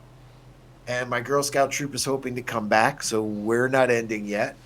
And those were the same campaign. I was running them parallel. Okay. And that's all I've DM'd for 5e. Okay. So when you say as a campaign ended, and then when I go way back, my 1e and 2e days, like I said, I ended all my campaigns with that huge reunion, which is kind of neat because our campaigns hadn't had endings. But everyone got the ending they wanted or they needed or whatever. Or we all had a fun time reminiscing, having an ending. Yeah. Yeah. And a lot of those people never came back to play D&D either. So, it's very memorable for all of us and them. And we still talk about it, even though they don't play. Oh, that's good. That kind of leads into another thing that I was going to talk about, which is like special things you do to mark the end of a campaign. Oh my gosh. You just made me So, Grom, what about have you done anything where you had to kind of steer the group towards the end? I will. Yeah, I will answer with a quote from one of the great literary characters ever, Emperor Palpatine. Wipe them out, all of them. Just fucking kill them. Be done with it. No, usually the most of the dumpster fires just end. There's something stupid happens, and we're like, all right, we're done. I'm done with you guys, kind of thing. Or the ones I was playing in, the DM quits, or there's a fist fight, or both. It's exciting around my neck of the woods. The ones that I've been running, like I said, somebody just quits, or we're like, fuck it, I'm done with it. Get mad about something comes up. I've had plenty end with people getting killed. None of which I've ever done on purpose. I've never.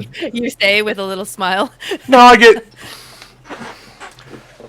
get accused of it all the time. It's not actually true. It's I have a simple philosophy. The game world exists in spite of the characters, not because of them. So if there's if there's a dragon on the hill or a fire giant in the cave, there's a fire giant in the cave. I don't care if you're first level or 20th. I don't care if you're injured. I don't care if you're ready for it or not. Right. So a lot of times I've made mistakes, underestimated, or I've either underestimated the monster or usually overestimated the party's ability to think. So they line up. That's very true. That's a very good statement. Yeah, because I look at it and I go, okay, well, yeah, we come in this way. They'll get this information. They can hide over here. They can set the trap. They can do it like this, and they're like I go in and hit him. I'm like, okay, and it doesn't go well. I told a story about the Shadowrun game where, after months of playing and working through a story arc, they get to the boss fight at the end, and the guy's girlfriend decides to shoot the heavily armed security guard with her 22, and can't figure out why that didn't work very well, and then everybody gets murdered after that because I expected it to go differently, so it was planned poorly. So yeah, so never like that. And then from the other games, the ones that have worked out. The ending, I write in one of three ways. Either I have a really cool scene in my head, and then I build out from there, trying to get a good example of this.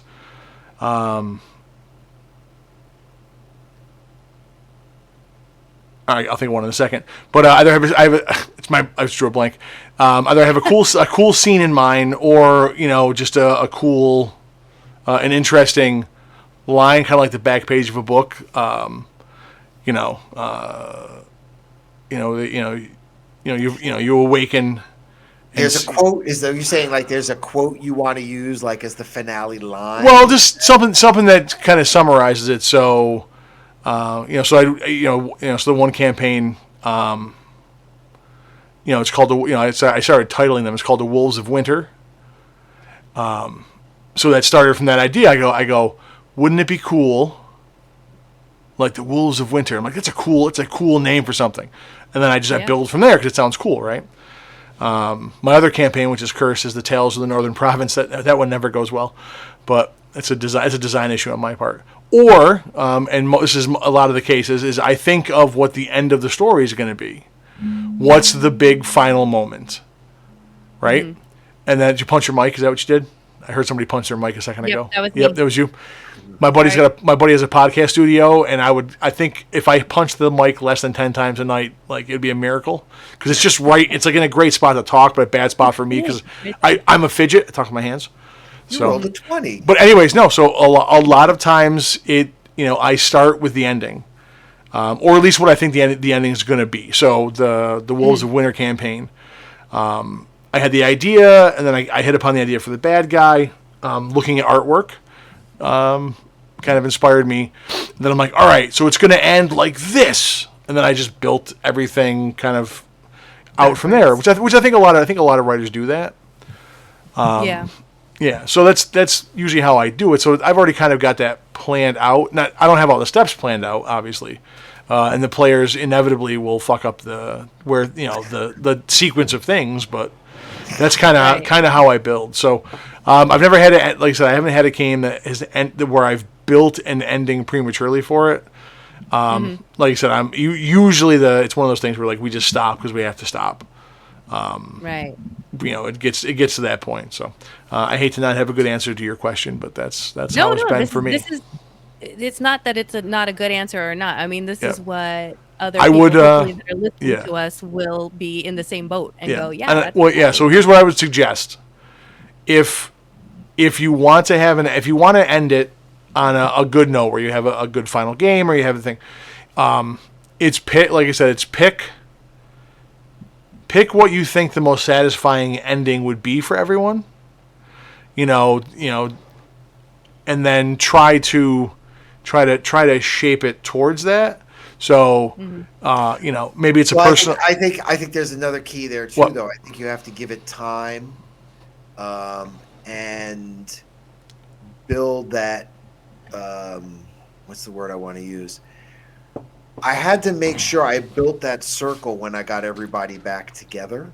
I think that was a very effective thing, having everyone come back later and having this conclusion with what everyone thought they remembered about the campaign. So I hadn't necessarily laid everything out, but I could take parts of that story and pull it together. So I'm thinking if you give it some time, and then get those people back together.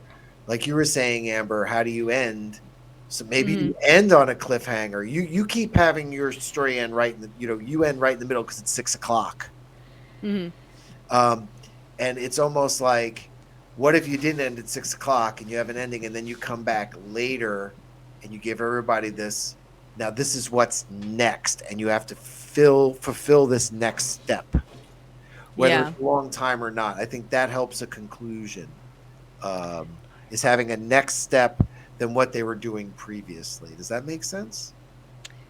Yeah. Are you talking about when it comes to ending the campaign? Yeah. If we're on our last session, but I'm like, oh no, it's 6 o'clock, and like we'll pick this up next month.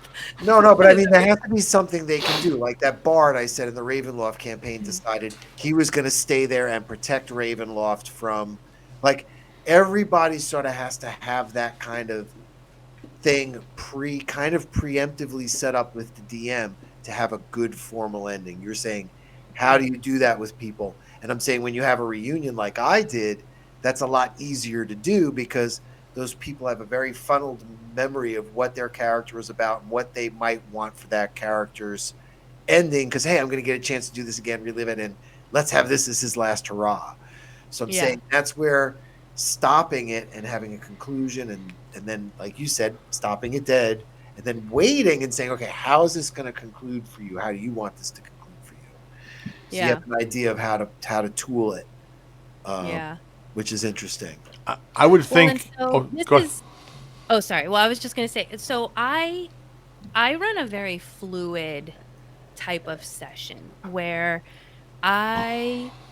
and I don't know if this is going to be dangerous to give my players, if they're listening, any insight to how I DM, but I run a very fluid session. So for example, this last session where I had explained what happened, they were being chased off by a dragon, there's black portals everywhere, and they got to get into the dragon turtle's mouth. What I did, because I know, like, I've planned my story beats and I need this story beat to hit by the end of this session, is that by 5 o'clock, they need to be inside that dragon turtle, and they need to have been inside that dragon turtle for at least an hour or two. So then I backtrack and I go, okay, so by 3 o'clock, they need to be inside that dragon turtle's mouth. So by the time we start at 1 o'clock, I'm like, okay, now I'm already like, okay, you guys are fighting, you guys are doing the skill challenge. I'm trying to get them through the skill challenge as quickly as I can. Oh, look, it's 3 o'clock. Oh, good. They're on their last skill challenge. This means they're heading into the dragon turtle's mouth. So I know exactly, like, the time to get them in there and let them explore, let them do whatever they want inside that dragon turtle. But once it hits 5 o'clock, I'm like, oh, guess what? I don't care where you are in that dragon turtle. You found something. You found the thing that you think is what you're looking for. That gives them an hour to now start investigating, asking questions. That's interesting. And then something happens. And that's the something happens. We leave off there, and it's 6 o'clock. So that's how I DM. It's very fluid. It's very much like, because for my group anyway, it's very narrative driven. Now it's not going to be like that for every session. But for this session, I knew exactly, like, I can time everything and just keep an eye on the time and know that. See, okay, I don't think I don't think I can do that with my players. My players go way and any way they want to go. I don't think I could time them. It's, like I said, some sessions are we're having just a combat because the combat turns into such a complex, you know, interaction with all these different characters and NPCs. But I see what you're saying. It's very interesting. I like it. Yeah. So that's kind of leads into. Did I let Grum? Did you talk about all your stuff with your session? I was gonna say one final thing. I do think that the way you end it needs to match the reason you're ending it. So if your players are just kind of over it and like that, they've they're just done playing, I wouldn't put the effort into building a session where they have any link to continuing on, because. Just think about it. You want to be done with they all want to be done with the game. You get together for one last session, and then you leave them with an opening where they have this kind of unspoken investment from you to someday get back to this, and they may just want to make a clean break, type thing. Yeah. And if someone's dick. They don't deserve an epilogue. So fuck them. They don't get one. Right. That's happened at the end of my last campaign. The guy that tried to ruin the fucking thing, it just bled the life out of the end of the whole thing after 2 years. We were gonna get together. I thought we were gonna get together and do a what comes next kind of thing. And I'm like, no, fuck him, not with him. Now, I did set up one for the Ravenloft where the guy got killed in the heart chamber, ended up at the circus, because I still want to DM the crazy Ravenloft circus. And they had a premonition of it in part of the castle Forfamax when they were in Forlorn. So, like, I have the map set up like this. I really want to do that. But Merwin makes a good point, is that my ending fell stale with this bard, because he doesn't really care that his character went on to the carnival. I'm kind of excited about it. I put out some other teases there to the other players that we could move on to the carnival. They didn't even get them, to be honest. And like I said, they didn't want to search the tomb. They wanted to finish Strahd and just worry about how was he finally finished. That was their ending. So I made that their ending, because that's the ending they wanted. Yeah. And that's, you should definitely invest in as much as you want to in the ending, keeping your players in mind. If they're saying, this is it, I'm done, I don't want to explore all this other stuff, then lead with that, because that's what they're asking for. Okay, so this kind of leads me into the weekly world building that I wanted to walk through with you guys. This is going to be a little bit different. I've liked the idea of doing kind of a creative thinking exercise that you've introduced to us, Doc, where we kind of shoot things off quickly. However, because we're talking about the ending of campaigns, it's not really something we can just quickly ramble off. What I thought would be most helpful to our listeners, especially DMs, or if you're a player, tell your DM. But if you're in the middle of a campaign or at a point in a campaign where you know you're going to be heading towards the end, I wanted to try to talk us through, how do you plot a campaign? And when I say plot, it's kind of like, a writer's verbiage, right? Of, at least picking story beats, picking, what do you want to call it? Bullet points, trying to think of different ways to say it, where you can say, okay, from this point, hit point A, point B, point C, point D, all the way until we get to the end. And have that as kind of an outline so that you can, I guess, for lack of a better word, you have light rails. You're not going to do full railroad, okay, which is what I think people are afraid of when I say this. It's light rails. So, for example, I'm going to throw out a scenario, and then let's walk through this, okay? So let's say let's say I'm the DM. No, let's say you guys are the DM. You guys are the DM. I'm the player. We are in a campaign where the party has finally figured out who's the BBEG and or where's the BBEG. Basically, they know this is where the ending is headed, okay, for the most part. And as the DM, that the party is on the material plane, but the BBEG is on some other plane. Let's pick, I don't know, the Feywild. Pick a plane, whatever plane you want. And in the campaign, the party does not have access to the plane shift spell for some reason. Let's just say that. We're just throwing in a curveball, right? So we've got, the party knows, here's where the BBEG is, or this is the BBEG. We know that the BBEG is on another plane, but we can't plane shift. So as the DM, can you come up with 5 to 10 points, 5 to 10 story beats to either get this party to the BBEG or to bring the BBEG to them, right? Like maybe they're like, they think they know where they're going, but like, here, I'm going to speed up this. I'm going to expedite this ending, and the BBEG is going to come to them. Can we plot out 5 to 10 points to figure out how to do that? So we can either come up with them individually, which might take time, or we can together, if you guys want to spit out an idea. This is where we're at mid-campaign. How do we get them to the end? I can end this campaign in 6 story beats. Like, so I feel like we're doing like the music game show. Yeah, like the game show. Like I can name that tune in three notes. Okay. What do you think, Doc? All right. Let me hear. I'll ramble off mine right now, because you want to You want to hit you okay.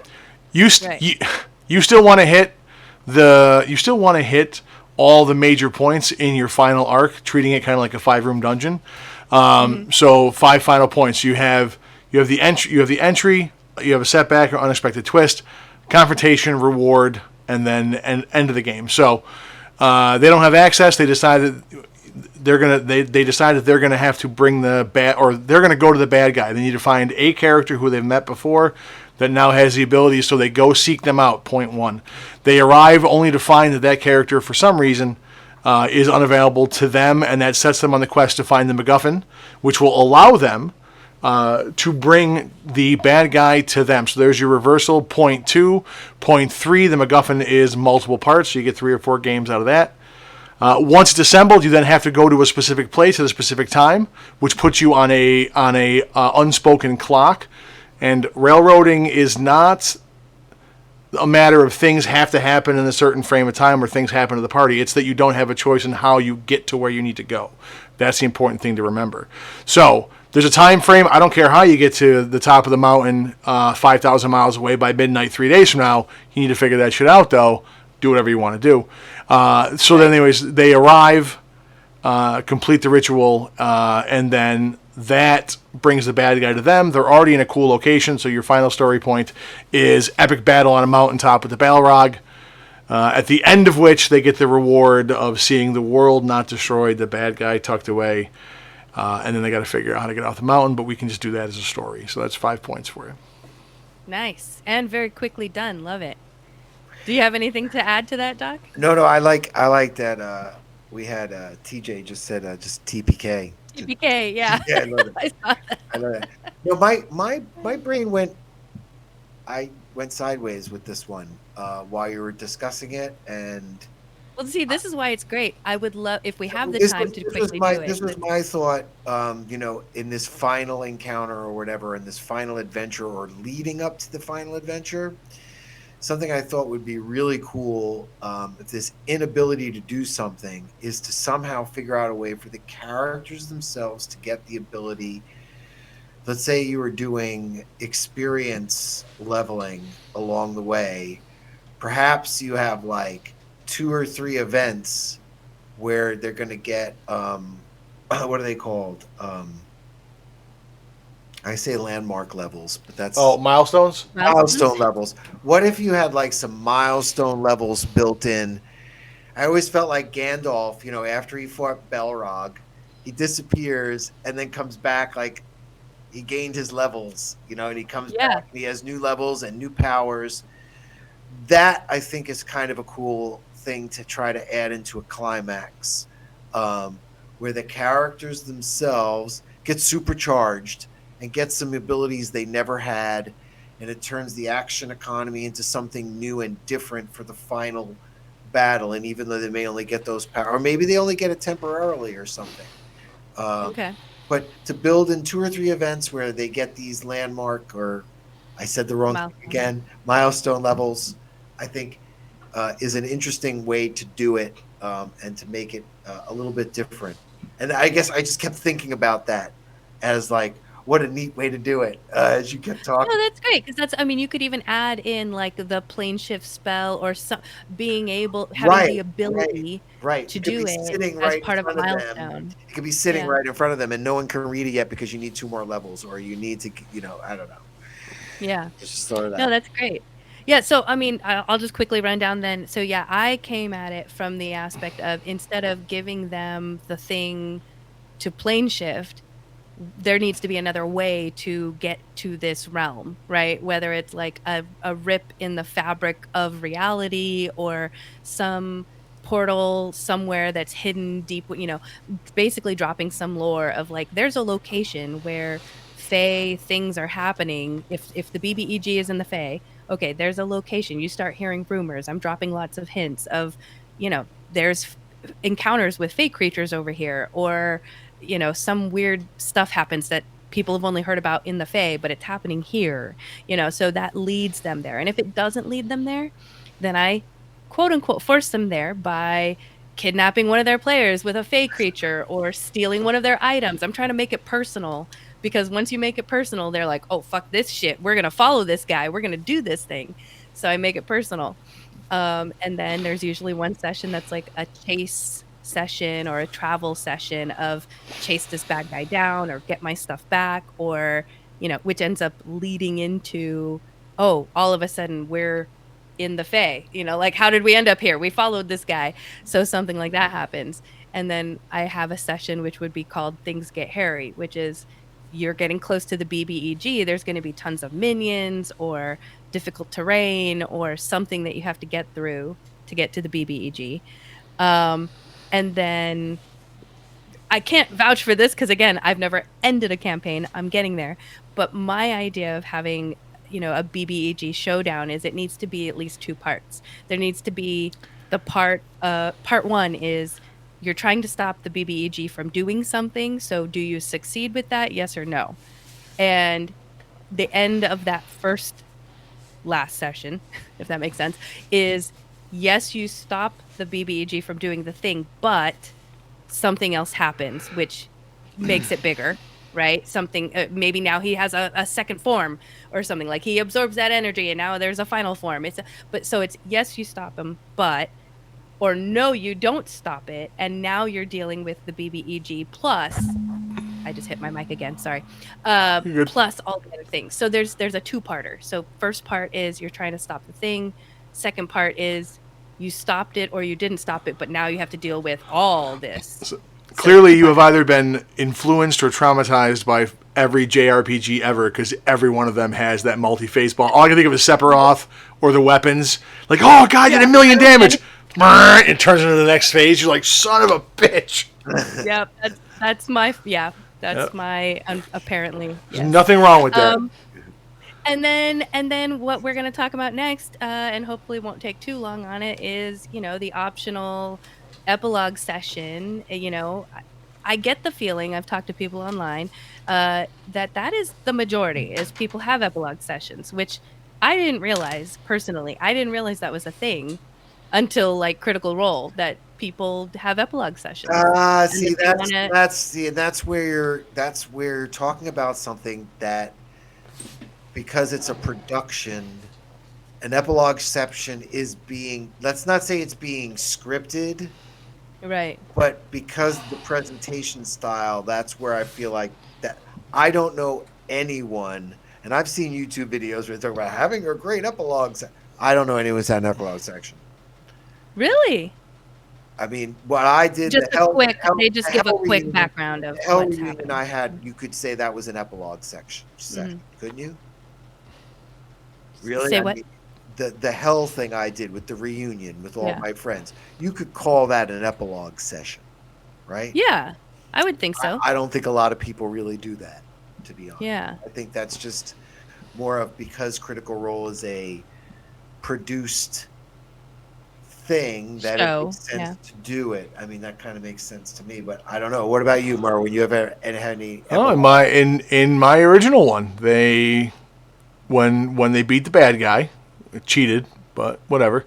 We knew that was the end, and then basically anything that was an unresolved plot point was, we talked about what they would go do, after saving the world kind of thing. And then when we finally decided to try to play the game again, to pick up the characters, then the start of the one shot was, hey, so tell me where your character is at in the world and what you would have done after that fight. So they kind of created that for themselves. And then with my recent campaign, I was going to continue ideally playing to get through the second and third story arcs. That didn't work out so well. But the plan had been to have a little bit of a time jump after each one. So I had kind of had an epilogue planned about who went where, did what for a couple of years before coming back together to finish the thing that they were doing. I just didn't do it because somebody was a dick and ruined the end of the campaign. So, but it was planned out, ready. Definitely a little bitter about that. Well, it was planned out only in, I knew where I needed them to get to start the next story arc. So it was going to be what they wanted to do and then how I was going to work them into being where I needed them to be. Okay. But to your point, though, you're right. Though I think there is an expectation of people who got into the hobby because of Critical Role that there's going to be that kind of last session. I think it's an awesome idea. Yeah, I think it's a great idea. But some people aren't into it. I would love for, well, I mean, I don't know how many people we have watching us now, but I did ask the interwebs, and I would guess that the majority of the folks I asked have been pulled in due to Critical Role, or they're Critters. that generation of player, right? So it would be interesting to know from more seasoned players, like, is the epilogue session a thing, or is that part of the new generation of players, right? Yeah, there was no happily ever after back in my day. So, like you said, like you said, we shot the shit about what things that we never wrapped up, but it was only even if like you had a fighter and like you had like, all right, I'm gonna build this stronghold. I'm gonna have monsters in my zoo, and I'm gonna have this. The next time you met, the DM's like, okay, goblins just attacked your castle. Like, it never ended. It was relentless. There was no reward at the end. Something else was coming at you or fighting you. All right. Well, it sounds like we all know what an epilogue session is then. So let me ask this then. Do you think, if you were to have an epilogue session, that it should be player driven as far as what happens narratively, DM driven, a little bit of both? What do you guys think? I actually think an epilogue session needs a session 0. So that the end needs a beginning. Go ahead. Beginning, yes. No, just like I said, how I did individual stuff with each player before they came together. That was really a critical function of the epilogue, because when everyone got there, they were in a sandbox, but they knew what their limitations were within the sandbox or how they fit into the storyline and the plot. If you don't, and I knew what their goals were, so I knew where everybody was sort of headed when everyone was busy passing notes, trying to backstab everybody else, all the evil guys, and then the good guys trying to kill the bad guys, and because there was a lot of that going on too, because that was also part of the game, which is really no longer part of the game. See, I feel like that's like a meeting that didn't need to be a meeting, in a sense. Like, I feel like this meeting could have been an email. I could have just texted my play. I mean, it depends, because what you know what it sounds you like know, is a very large. To be honest, again, for me, I'm saying here, I was snail mailing people all these different things. Right. So yeah, it could be done in an email very easily. Yeah, I could be like, okay, what do you want out of this epilogue? But no, I think the more you put into doing that, the better your epilogue is going to be. Right. I think it is the mix that is required for your players. So for the consumers, you ask if they have anything specific, but otherwise you tell them the story. That's what they're there for. Now, I have another thought. Critical Role. They probably also have an epilogue because they had fans saying what they want and what they want to see. Yeah. So then it was very easy to say, hey, we could put together an epilogue. People want to see what's going to happen to these guys. Yeah, but shouldn't or they be like, no, this is canon. Stop telling me that my player likes this player. No. But this is canon now. Shouldn't your players be fans of you and your story, where they want to know how it turns out? Yeah. Well, that's why I was wondering about the DM driven versus That's player. the thing about coordinating everybody. You still run the overall story, but the players have to have some kind of ending that they're buying into as well. Yeah. Well, I mean, here's the thing: some players don't care. Like I said, the ones that are consumers are there for the story. You give it to them. The collaborators, people in the middle, you get feedback and you weave the tale around that. And for the creatives, you let them do what they want to do. You can do it. They can do it. Whatever they're into. So you get that mix. And at the end of the day, everyone gets what they want in that last session, or as to Amber's point, in the final email you send out to everybody, because we don't need to get together for that. I can just do that, and then you have it there forever. So. Now, I also liked having that puzzles, giving people puzzles and everything before we all got together. You could even give people separate things to bring together at the table.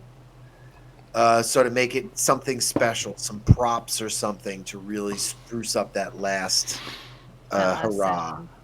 Yeah. That could be cool too.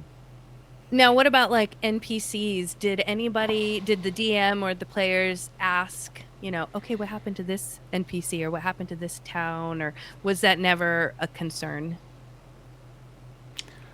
Originally, nobody cared, except for people that wanted to die. Obviously, like, is he dead? I'm gonna go kill him. Okay. In the Wolves of Winter, there was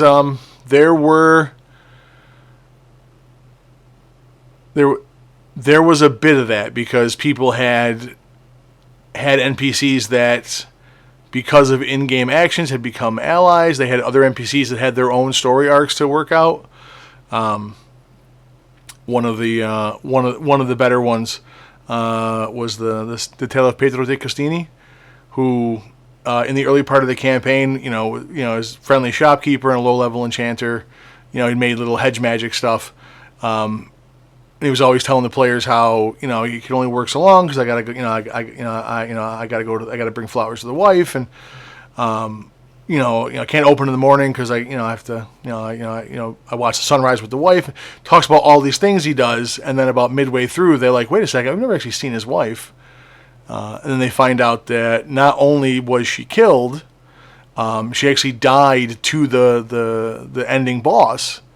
One of the victims, and nobody knows it, and then they figure this out at some point in time, and then they realize that this whole time he's been talking about all these things he's doing. He's going to her grave, and then they figure out what's going on, and then when they bring him back the information about what they did at the end of that first arc, or that they did related to the bad guy. He loses his shit because they made choices that don't jive with what he wanted to happen, and then he puts him on this path where he made a vow to his wife that he would he'd honor her memory. She was a pacifist, if you will, and then they do this thing and he just loses it and forsakes his oath to his wife and goes real dark and shows up in the final battle and sacrifices himself and to try to kill the bad guy, ultimately futilely. Wow. It helps the with NPC was part of the final battle. Yep. Oh yeah. Yeah, it helped. Yeah, like it helped with the fight, but it wasn't. It was just one another brick in the wall, if you will. And then at the end of it, the party has access to an item that can resurrect anyone. So one party member lost their apprentice an NPC they had picked up. Petro had sacrificed himself, and there was a lot of discussion about if they were going to burn this item to bring back.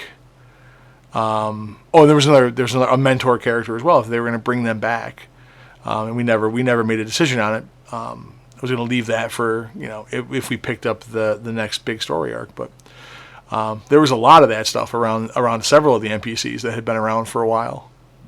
So, I think about when you say NPC it's really good that they started calling them NPCs because most of my players still just call them non-player characters. It just is that little extra bit that it makes it so clunky, right? But once they said once you hear that non in the beginning, they have no meaning. It says a non-important, yeah. Non-important. Oh, yeah. So no, mine. They hate several of the NPCs. They're loyal to several others. They lost a few along the way. So there's that. That's there's a lot lot of all that. these DMs worrying about their voices and stuff. It doesn't matter because my guys are going to kill the NPC anyway, so not going to worry about the voice too long.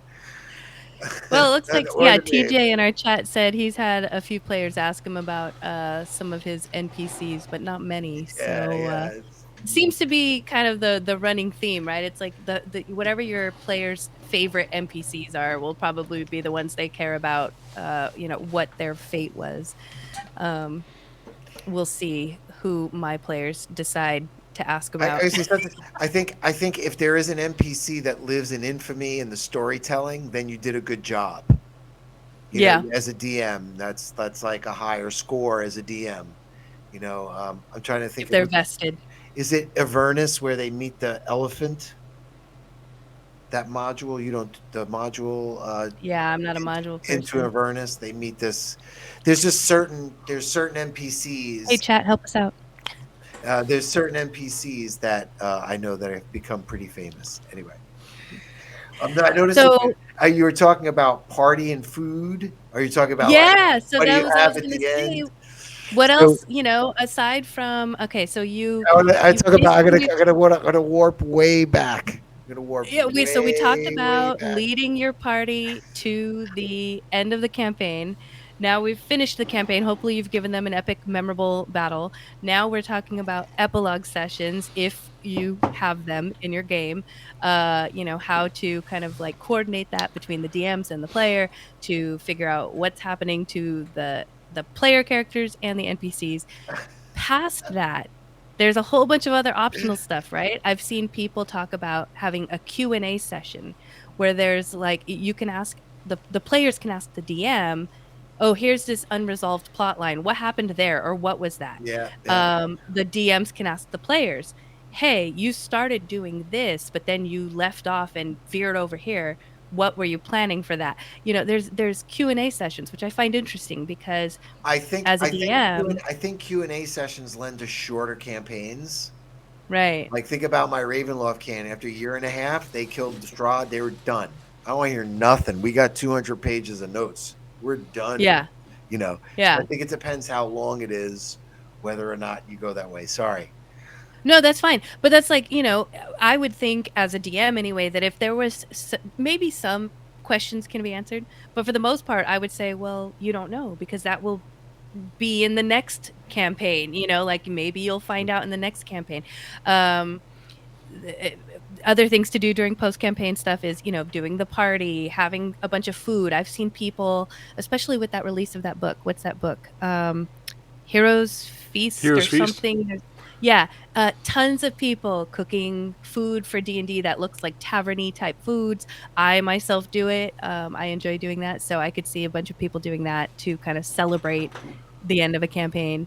Um, Oh, and feedback sessions. I don't know. Again, I feel like this could be a meeting that doesn't need to be a meeting, but feedback sessions where the DMs can ask the players, okay, next campaign, what do you got? Just like you were talking about last week, Doc, what do you want to do next session? Do you want to play a horror campaign? Do you want to play a princess campaign? Do you want to, um, or feedback for the DMs. Hey, I really liked when you did this, but I don't want this in the next campaign, so that could be a session, but maybe that could also just be a conversation outside of a session. I don't know.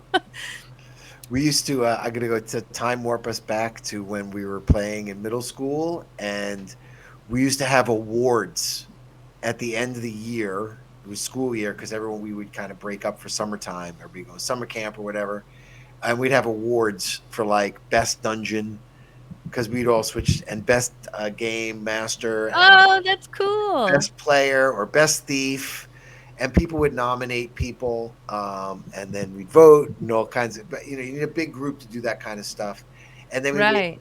we made little we made plaques out of old paneling, and painted like coins, and this is fucking hilarious. That's great. No, It's that's a something great fun. idea. That's something I haven't heard of. And maybe goes back to generational gaming, but I think doing like medals or like, everybody voting like who's the most likely Yeah, to who's the most become creative mayor of player? this city. Who was the most creative player? Who had the most Yeah. inspiration? That would be kind of a neat thing to do. I don't know. Yeah.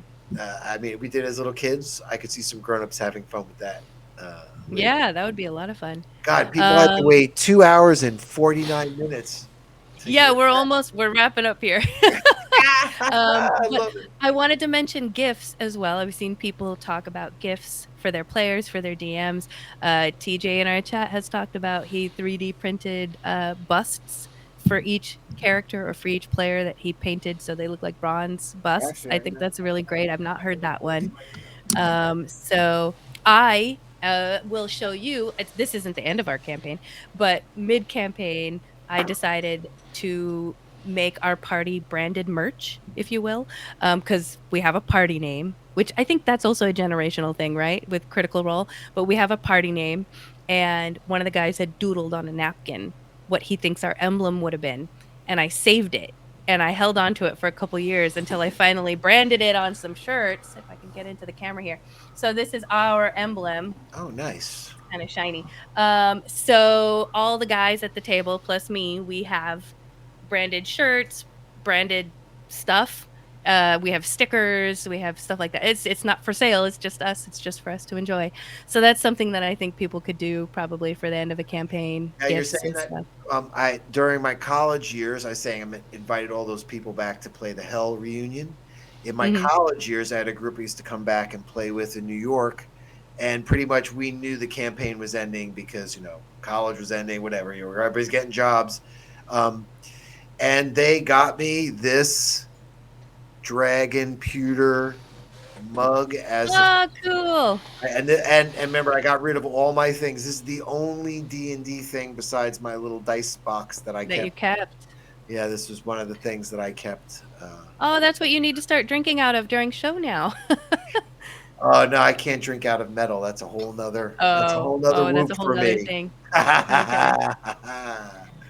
All right. Well, so yeah, aside from, post campaign, people doing parties, people doing gifts, then the question is, what's next, right? And I think I saw someone mention in the chat, the best thing to do if you have open-ended questions in your campaign is to throw them into the next campaign, because your players, if they're the same players, will get to play through and maybe start getting those Easter eggs like we've been talking about, picking up on clues of things they didn't get to answer in the first campaign. Now they're getting to see it unfold in the next campaign. So I've seen a lot of that. I think that's also going back to generation. I don't know. You tell me. Is that a generational thing? Did they used to do that before? Because I've only ever seen that since Critical Role. Say that again. I'm sorry. I was looking at notes here. What was that? Yeah, no, just taking things from one campaign that were unsolved or unanswered that's always and been throwing them into. No, that's always been used. That's Okay. That's just the next. That's the cliffhanger. It becomes the new cliffhanger. And I think the other thing is sometimes your players let you know. You may have more than 2 or 3 cliffhangers out there. They kind of let you know which ones to follow, or which ones are more intriguing. If that makes sense, put more than one out there and see which one they take. Yeah. I mean, I think that was more the case too. My players are all psychos, but no, of course we have, callbacks and whatnot, running jokes that show back up during the games, and then obviously if we will, they'll see the impact of things they have done in the next campaign. So there's a bit of that. Yeah, TJ says here, follow-up campaign went back in time 300 years. That's kind of cool. Instead of going forward in time and letting people see their actions. Learn about the first campaign. Yeah, that's pretty cool. Yeah, party got to experience a massive war invasion that they learned about. That's really interesting. I'll have to think about that. Maybe put that in somewhere. So yeah, that's you tell us, chat, if we missed anything, but trying to get yourselves from mid-campaign to end of campaign to what happens right after the end of the campaign to plotting your next campaign. Hopefully we covered all the things. All the things. Hopefully. All right, remember, like, share, and subscribe. Check out our website, dungeonstudios.co. It's right over me. Yeah, I gotta go. Nope, wrong way. That way. And we're on YouTube, Facebook. Check us out anywhere. Oh, they're all up there too. Look. Yeah. Oh, look, they're flashed when I post. Like I'm magical. Check us out, man. Grom? Do some sign language magic. Grom, you got anything for us? No, just one quick thing. So there's been people that have listened and given us some feedback on the show over the 24 episodes we've been doing. So I have really appreciated that. So I just wanted to thank the handful of people that have been with us since the beginning, and some of our guests that have provided feedback and come back and kept up with the show. So thank you guys for that. It means a lot. I really appreciate it. So. Well, I wanted to say, too, while we were bashing Pennsylvania, does anyone know the horror movie from Pennsylvania? Just being in Pennsylvania is a horror movie. No, come on. It's a big one. It's a big one. You should know this one. Is it based in the Hershey's factory? No. It's not based in the Hershey's factory. Can we talk about this already? We have discussed this. It was Night of the Living Dead, talking of zombies and Okay. zombie campaigns. So everybody, no matter how you start, you always start out odd, but with effort, creativity, you always roll initiative with the prime advantage. And I'm just going to talk us out by saying that Mondays can be fun days when you talk nerdy with friends, like I've been talking with these two. All right. I'm setting up the outro so I don't screw it up for once. Oh, all right. That's great. So we're just going to stare at Grom. That's fine. I'm gonna mute myself and hit the button, and I think we're good to go. Next week, Druids, right? Next week, Druids. Next week, Druids. Everybody tune in. Good night. We got the whole Druid thing. Night.